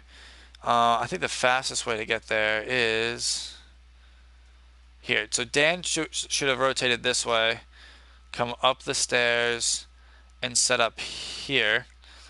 You know, I would say like probably like right. He could set up like I'd say right here. You don't want to get punched back. So if you're gonna get fall, you want to fall this way towards our Ana, or fall here. But you don't want to get let's say like the Doomfist and Lucio come and pressure you or something. Right. So then like if you're Dan, if you're Sigma, you don't want to go in here because there's no help here. There's no healing. There's nothing. He could be here actually. This would be another viable spot. He could play here, but your orbs don't reach. That's the problem. So the reason you want to play here is that you watch and control this area. So now like the only way that the Doomfist can come in is we have that way watch. The Doomfist can come in from the back, but if he wants to come in from the back, he has to walk this whole way. He has to come through here. So like if he does come through here, like he can punch somebody, but unless he gets like this right angle, like right here, and hits him into this wall, like he's not gonna kill him. So let's say you're standing right here, like, and he punches you, like you're gonna live, and then plus like we can see you, we'll just spot him out. So like if I'm playing Orisa and I'm playing right here, or you know maybe like let's say I'm playing like right here, no, yeah, like right here, I can spam your shields still. I can spam your shields and be throwing halts while our Hanzo and our Sigma, or maybe our McCree or Sigma or whatever, or Turbo or Sigma, they're up here spamming down at you, controlling this way. So if Doomfist wants to come up here and flank, he's gonna get punished. And then our Lucio and our Ana, or no, well, you know, let's say we were playing Lucio Ana. Our Lucio and Ana would be back here. You know, watching out, like you know, maybe like one's like playing like right here. So now they're kind of watching this corner to make sure the Doomfist doesn't come there. They know that he's not going to be coming from up here because Dan's watching it. So everything's going to be in front of them. So we keep everything in front. So that's how we should be playing this. Right. So. Oh, alright. So like I also like ideally like let me just like say like if we were playing like my ideal like the ideal comp would be like with this if we're doing like uh Orisa Sigma, it would be Orisa Sigma, and then it would be I would say I would want to play I would want to play Torbjorn. I think Torbjorn's pretty strong here. I want to play Torbjorn with the Hanzo, and then I think Zenyatta and Baptiste. I think that's the best comp for this. That's like the maximum shield break. You have the defensive ult with Zenyatta. You have the amplification matrix is pretty strong. You have the immortality field. And then like there, like we could flex off and I could go Reinhardt and we could play Rhino-Rissa. That would be strong there too. With you know if we did the amplification matrix, that would be kind of good for second point. But anyways, so we're holding here, which is bad because all they really have to do is literally like all they have to do is stand like stand right here and then like come out, walk right here, like just come out, walk like right here around the cart, like use it as cover. Like they could even just do this. They could just walk through here, amp speed, and just delete us.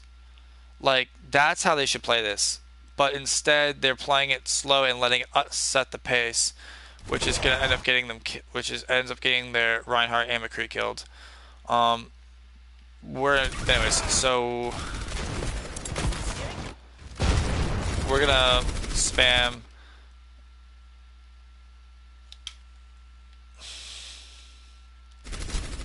I kind of want to see what's going on from this way.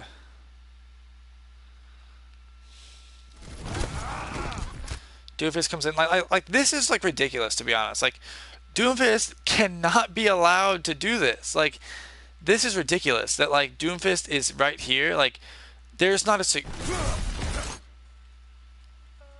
there's I try to halt him, but I don't get it. But there's not like a secretion coming for him. There's not a trap coming for him. There's not a sleep dart coming for him. Like he just gets out for free, and it's like that is unacceptable. Like that's we're just gonna get punished for that. Okay, so again, like all they have to do right here is just amp speed onto us and delete us, but we're because this is a bad place to hold. So then they switch Widowmaker, which is stupid because like what if like McCree, like whatever, like Widow is just gonna go look for picks. Like they literally just saw that we had an Ashe and we're like, okay, we'll play Widow. It's like it's kind of a like it just doesn't make sense with anything else you do. Like you can do that like at any point you can have a Widowmaker and just say okay, like find picks. It's kind of a stupid strategy because it's like you're just gonna take a 5v6 and just wait for your Widow to make it a 5v5. It's like that's the way like you're playing it. But whatever. Doomfist comes in again, seismic slam. Again, this is another reason why it's so bad to stand here. He just stages here for free. Like this is a horrible place for us to be. Now he's right in the middle of us. Like if he was like a better Doomfist, he wouldn't be seismic. He wouldn't be. I don't know what you call this. It's not seismic slam, but whatever. You know, this little slap the ground.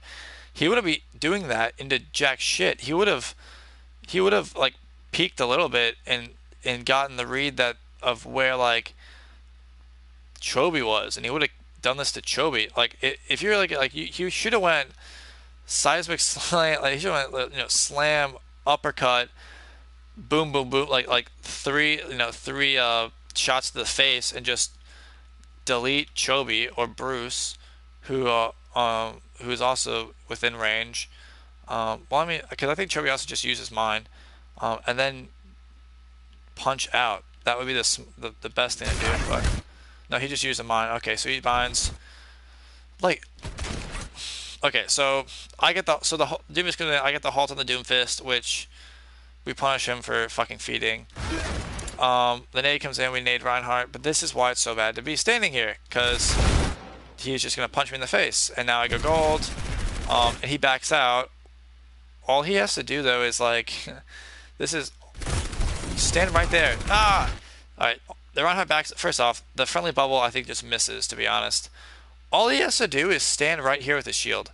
Like what he should just do is just stand right here with his shield, like right in front of me, just not taking any damage. There's no threat. Like no one's gonna kill him. Just use your shield, shield up, shield up, shield up, and just wait. There's no more nade.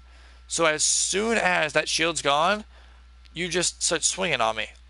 My gold's gone. I'm dead. So that's how he should play this. He doesn't. The Widowmaker gets all the way up here. So we have no control of this high ground. So the Widowmaker just walks up here and gets a free shot onto... Like, what the fuck is this shit? Gets a free shot onto Chobi because we're playing... This is bad positioning. Like, like, Chobi should be, like, up here. If we're playing here, this is where Chobi should be. Because, like, there's no cover here. Like, stop playing on the ground. That's stupid. You should not be playing on the ground. But again, like, that's one mistake and a plethora of mistakes. So, I think what's disappointing, I think it's really disappointing for me to see, like, how much bad Overwatch there is. Because I know better than this stuff. I know better than this. Like, I know better than to stand here as Arissa. Like, I watch Overwatch League, like, every week. and I see how they play these maps. This is not how the pros play it. So why am I playing it differently? Because like, if the pros are doing it one way, like they're doing it that way for a reason. Like, they're not doing it that way because they think it's more fun. They're doing it that way because they think it's like the most efficient way to play. So here I am, as my uncle would say, trying to reinvent the wheel. Okay, another halt.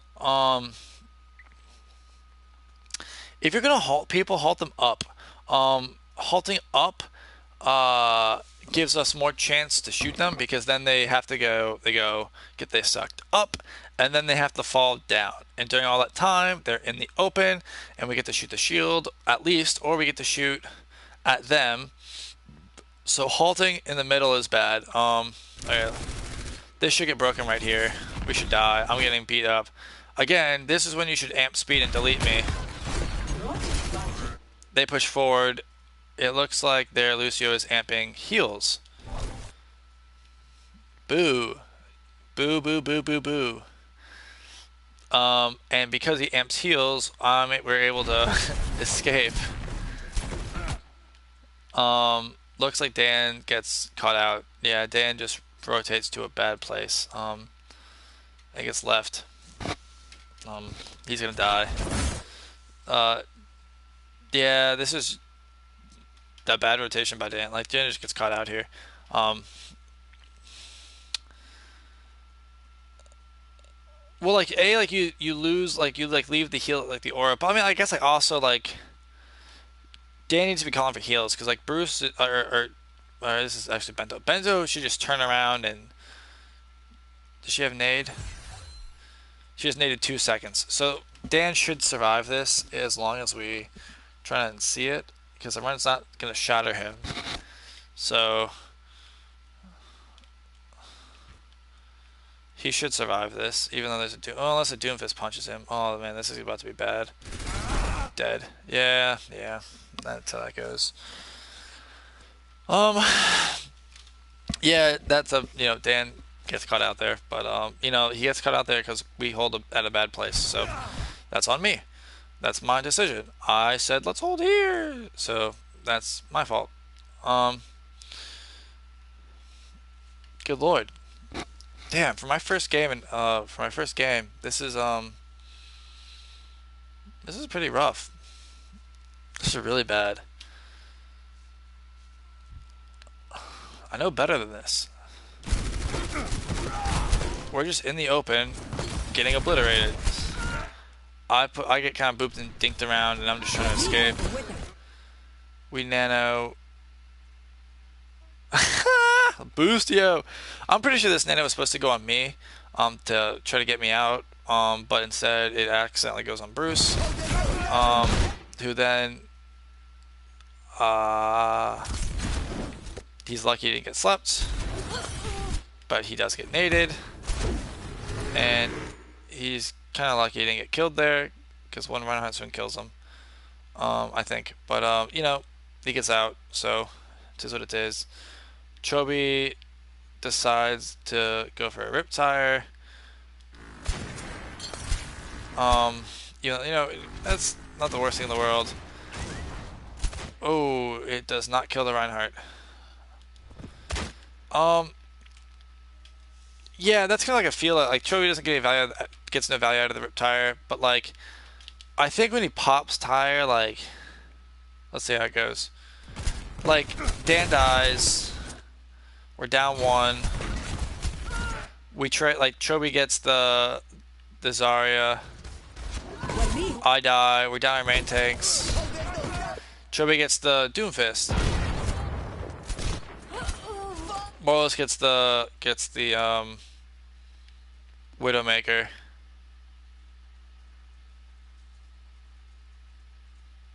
I think it's fine to pop. I would say I said the reason I don't know. I said I get why he. I think what happens is like he gets 2 kills and now he's feeling himself and now he's like, oh, I'm gonna Riptire.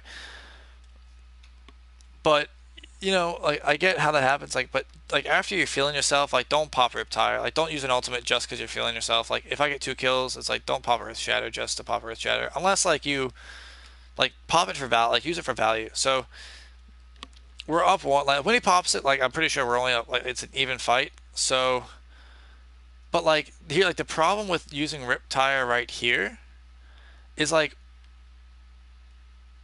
we're gonna get respawn. Like the next fight is gonna happen here. So it's like we've given up the card. We're not trying to recontest it. So like there it doesn't really make any sense to use Riptire right here. All you gotta like all like it does make sense to use Riptire next fight, but not this fight. Like we should just kite back and wait for our tanks to get here and for our tanks to respawn, or at least for Dan to get back, because Dan would get back in plenty of time. And then we could rip tire out on the bridge because because like you don't the longer rip the tires out, the longer they have to kill it. Like the Ana can shoot it, the Reinhardt can fire strike it, the Zarya can kill it. Although like the Widowmaker's down, and that's the biggest threat to it. But to be fair, actually the Widowmaker was still alive when it popped tire, so I would say not a very good time to pop tire. It does though zone off. They were gonna move the cart, right? And it does. I just say like, they were gonna get progress on the cart. And it does zone off the Reinhardt. So I will give him. I will say it does that. However, we don't give a shit about this space right here. Like if they move the cart from here, like to here. Actually, like to be fair, I think this actually does get a lot of value. Like does get some like significant value because it zones them off the cart. So like as long as we back up, now this is bad. Morlo should not be here. This is like I get like you're going for a pick, but like why aren't you standing here? Like I get like you're closer there, but like you right here, it's like if someone like if the like if someone was over there, like they can let's say the Doom bit like if someone was over here, like they could kill you. Like it just this isn't very good, and like we're getting too aggressive and too same thing with Bruce. Like this is not a good play. Like you got no business being up here. This doesn't make sense. Like there's just too much bullshit that can happen. They have a Widowmaker, they have a Doomfist, like, and if you die, like that's just there's just no need for it. Like I get like you're going for like to make a play, but you just gotta remember like you're going by yourself to their spawn. Like the value of this play is not very much because it's like a 10-second value versus if they kill you here, like that's a lot more valuable because then you have to go like from then we're down one. They get to get under the cart and make progress, and then we are waiting for you to come back from there to over here. So that's not a good play. All right, let's keep going. Again, Morlos is in the same place that he was earlier. The Widowmaker has the advantage here. This is a bad place. Why even don't fuck her? Like don't take the Widow duel. Like you don't want it. Like if you're boosted, like I get it, but you're not. So like this is a bad duel to take. Like this is not a good this is not a good fight to take. Like I'm pretty sure you just shot the Widow. It's like great, you got a body shot. It's like okay, give me 4 more. Or 3 more. It's like you have to shoot her 4 times in the body, twice in the head to kill her. It's like she has to shoot you once in the head. It's like she has to do half as much as you. And she gets like it's just not worth it. It's a bad fight for you. I can back up here and contest here. Do you see how bad this is? Like we're pushing bridge, which is a bad push. This is a bad rotation. Because look how much like distance they have to cover. They're getting their shield worked on all this time. They could have just walked. He could have gotten right here for free just by walking over this way. Just by going like this. You walk right here and you get there for free. Right? You know? So, whatever. Better. The bridge doesn't make sense on their part. He's taking a lot of damage on his shield. He's probably at like 1100 shield right now. You know, but that's pretty significant. Dan doesn't quite Dan gets a little tunnel vision. He sees the Reinhardt. This is a problem. So like Dan gets like we get tunnel vision. For example, like Dan, like he gets tunnel vision on the Reinhardt, and who has like still like 3 stacks of armor left. So like he's fine. When he doesn't realize that there's this little Lucio who got left behind because he's on heals like a dumbass, coming across the bridge like a dumbass. And if he had that secretion and he throws it over here, he probably kills the Lucio. Like look at that. Like he's almost guaranteed to kill the Lucio. Or if he just goes and throws orbs down there, he kills the Lucio. Um, or if he just goes and turns and picks up the Lucio, he kills him. But instead, he picks up a full health Reinhardt, and they end up using beat for it, which is completely unnecessary.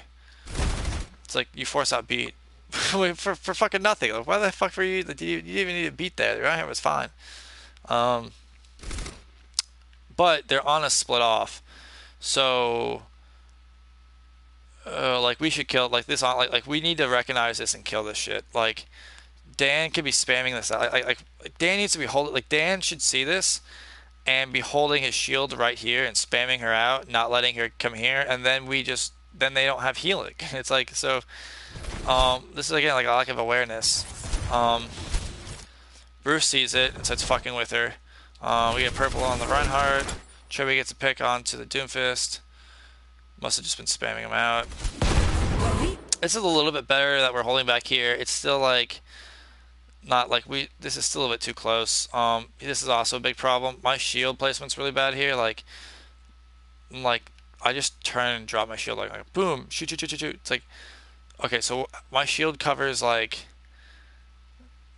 so if you're standing like here, my shield covers you. And if you're standing like but like right here, it's like okay, now it doesn't cover shit. It's like if I just turn and put my shield like this, it gets the same coverage for me, but now like my team like is covered a lot more. Plus, it's like that's the problem with throwing your shield. Like that's why you don't want to throw your shield up close. Like it doesn't get value here. Like it gets like the further back your shield is. Oh my god! And now we get shattered. It's like that's why my shield place. It's like my shield placement's bad. That's why we get shattered. So like they have shatter. So I gotta realize that he gets a fucking 4-man shatter. Bruce beats. It's too late to save Dan. Unlucky. But the shatter connects because I am sitting in a bad place. I should be standing back here. I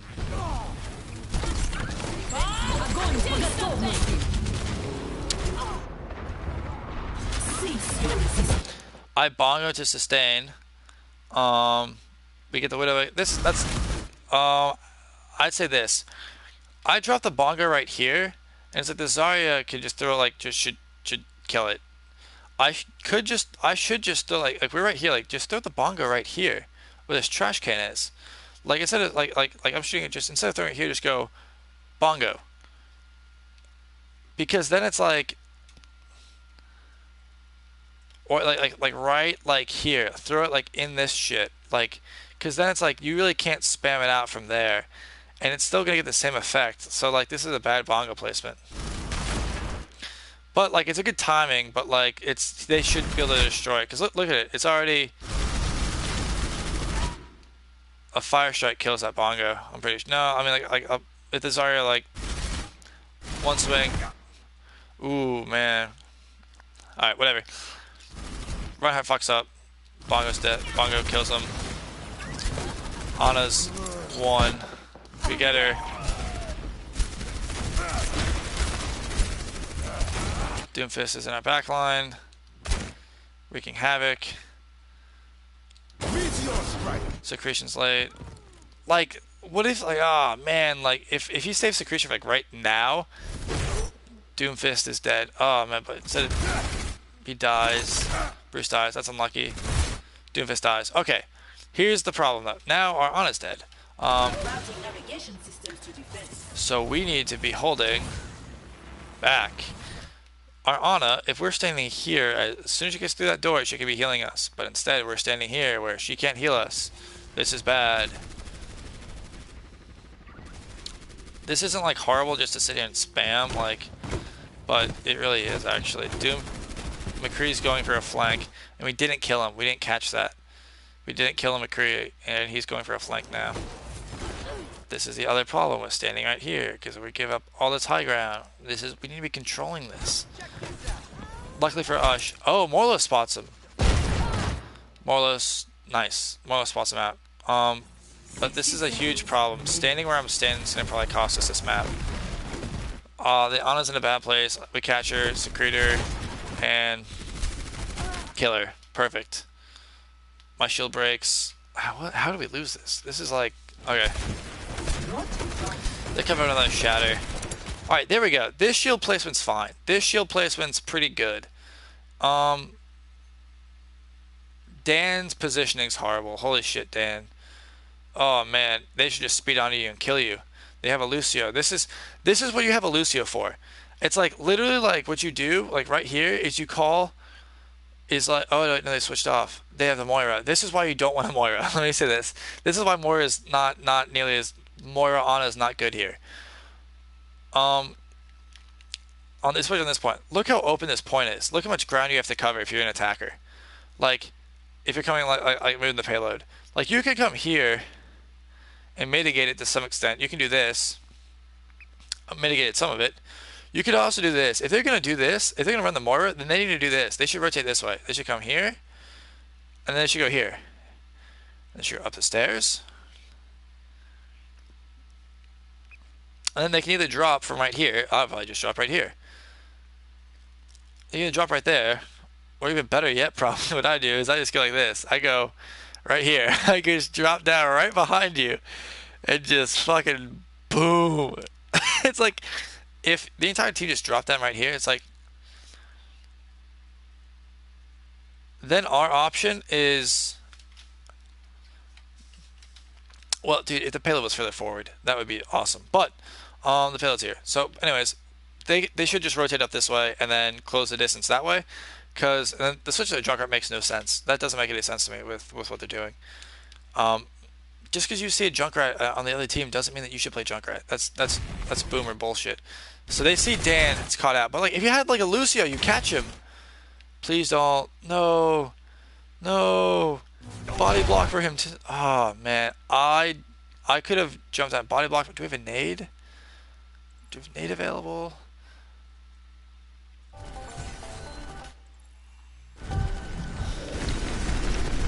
No, that's right, she's dead. I forgot. So, Dan's in a very aggressive position without one of our supports alive, right? No, Blinta's right here.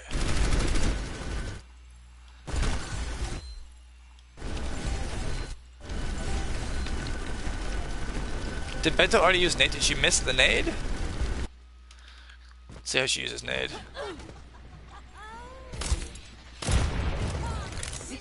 So Dan's here. Okay, cool. Whatever. Dan rotates left. If Dan rotates there, then like if we have the Lucio, okay. If Dan rotates like this, then Bruce needs to be with him to help him get out. Like Bruce is getting like this is where Bruce would get value is helping Dan get out, but like he doesn't. Like this is so now Dan gets killed out there. Oh, she just. Oh, she. Damn. Okay, so we're just unaware of Dan's positioning. I have your back.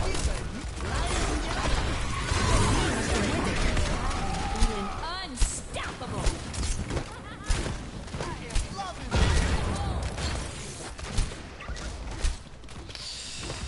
Ooh, baby.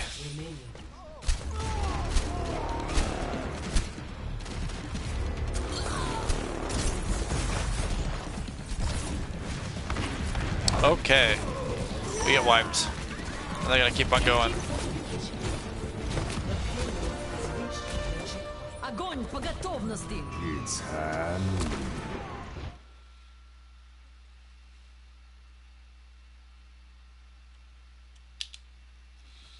So does Dan dying swing the fight? Is that what it is? They have shatter. No, like we should be okay because we should have beat and Bob to stall. Well, they're gonna have grab and Deadeye. It might be. Let's see. Yeah. Let's see what happens. 60 seconds remaining.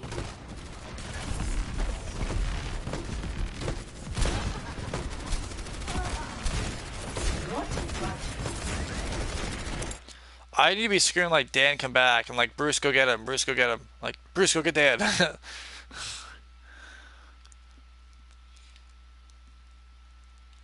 And then like this needs to be like, Bruce, like if you see someone like out lost like that, like that's your job. Like you gotta go get him. Like I get, but like those are things that I gotta be like seeing and communicating like in game. Like this is like doing my job isn't all that much. It's like just throw down your shield in a good like in the right place and spam the Reinhardt shield, and then like when you see an opportunity, like throw a halt. Like that's it. And then like if you get in trouble, you have fortify. But that's it. Like it's that in making calls. Like shot calling, I have to do it. I can't sit there and panic. Like I have to like see the field and go, Dan, get out. Like this is where I gotta be. Dan, get out. Like and it's like I'm trying. Like I gotta be like going like Dan, get out. Help Dan, help Dan. And then like screaming, help Dan, help Dan. And like this is where like the way Bruce plays is gets him in trouble. Sometimes because he was over there doing something stupid and now he's low and having to kite. Um, Zarya's gonna fucking melt you. Um, oh, this is the thing that actually kills him. Dan fucks up.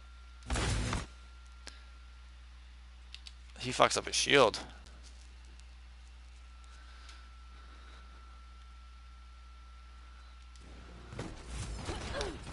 He should be able to get out of here actually, because they don't have a Lucio. If they had a Lucio, he's dead. But he should be able to probably get out of there. But I think he fucks up his shield.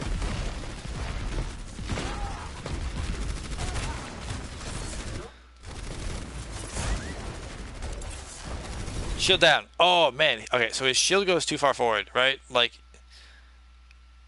shield goes too far forward. Right there, he needs to drop his shield and take the reset. I mean, I don't know. He's gonna probably die either way. But I mean that's on Dan. That was like Dan was in a bad position, but like he didn't get help from his Ana and he didn't get help from his Lucio. Like that's like a lot of like what happens with us. I feel like it's like one person will make a mistake and then they don't get helped, and it's like we're not aware of each other. So I die. We already used nade. I don't use my fortify. I think I just didn't use fortify and I died. That's really bad on me. I'm pretty sure I had it too.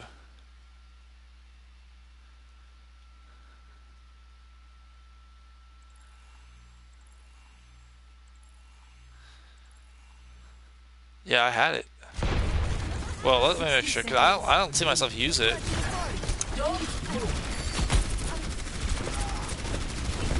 God, it starts off so... this is a mistake. Dan uses his hands, and I use fortify. It's gotta be one or the other. It's gotta be one or the other.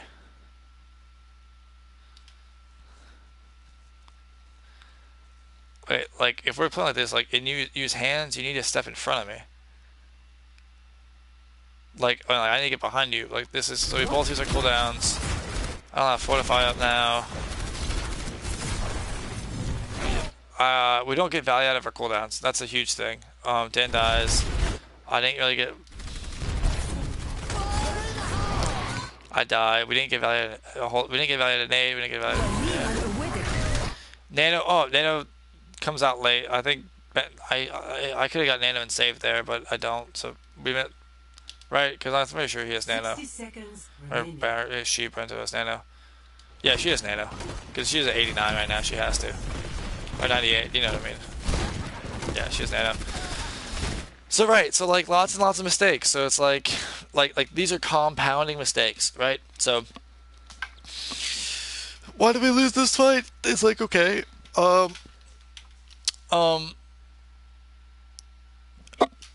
I'd say like one like Chobi could. Chobi's at 99. He could be getting a position to like to rip tire.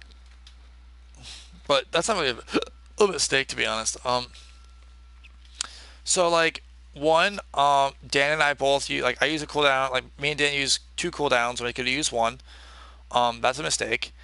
Two, Dan gets out of position and dies.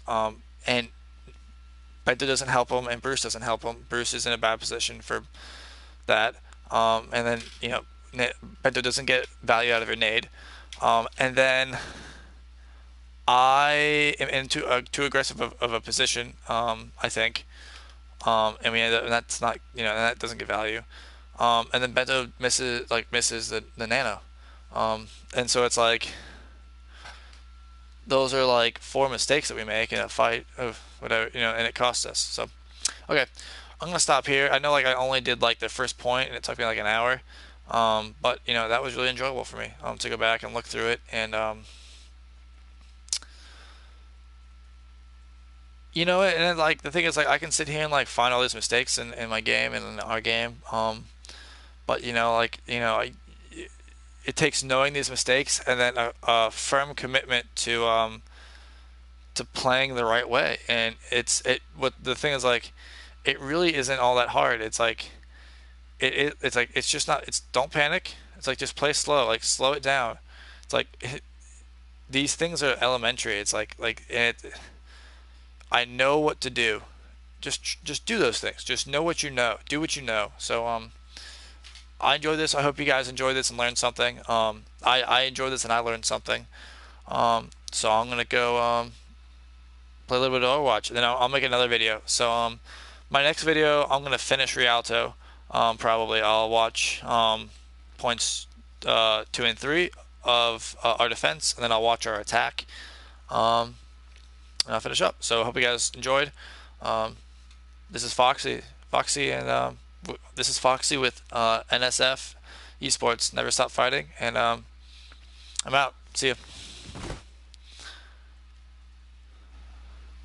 Stop broadcast. That's the button I'm looking for.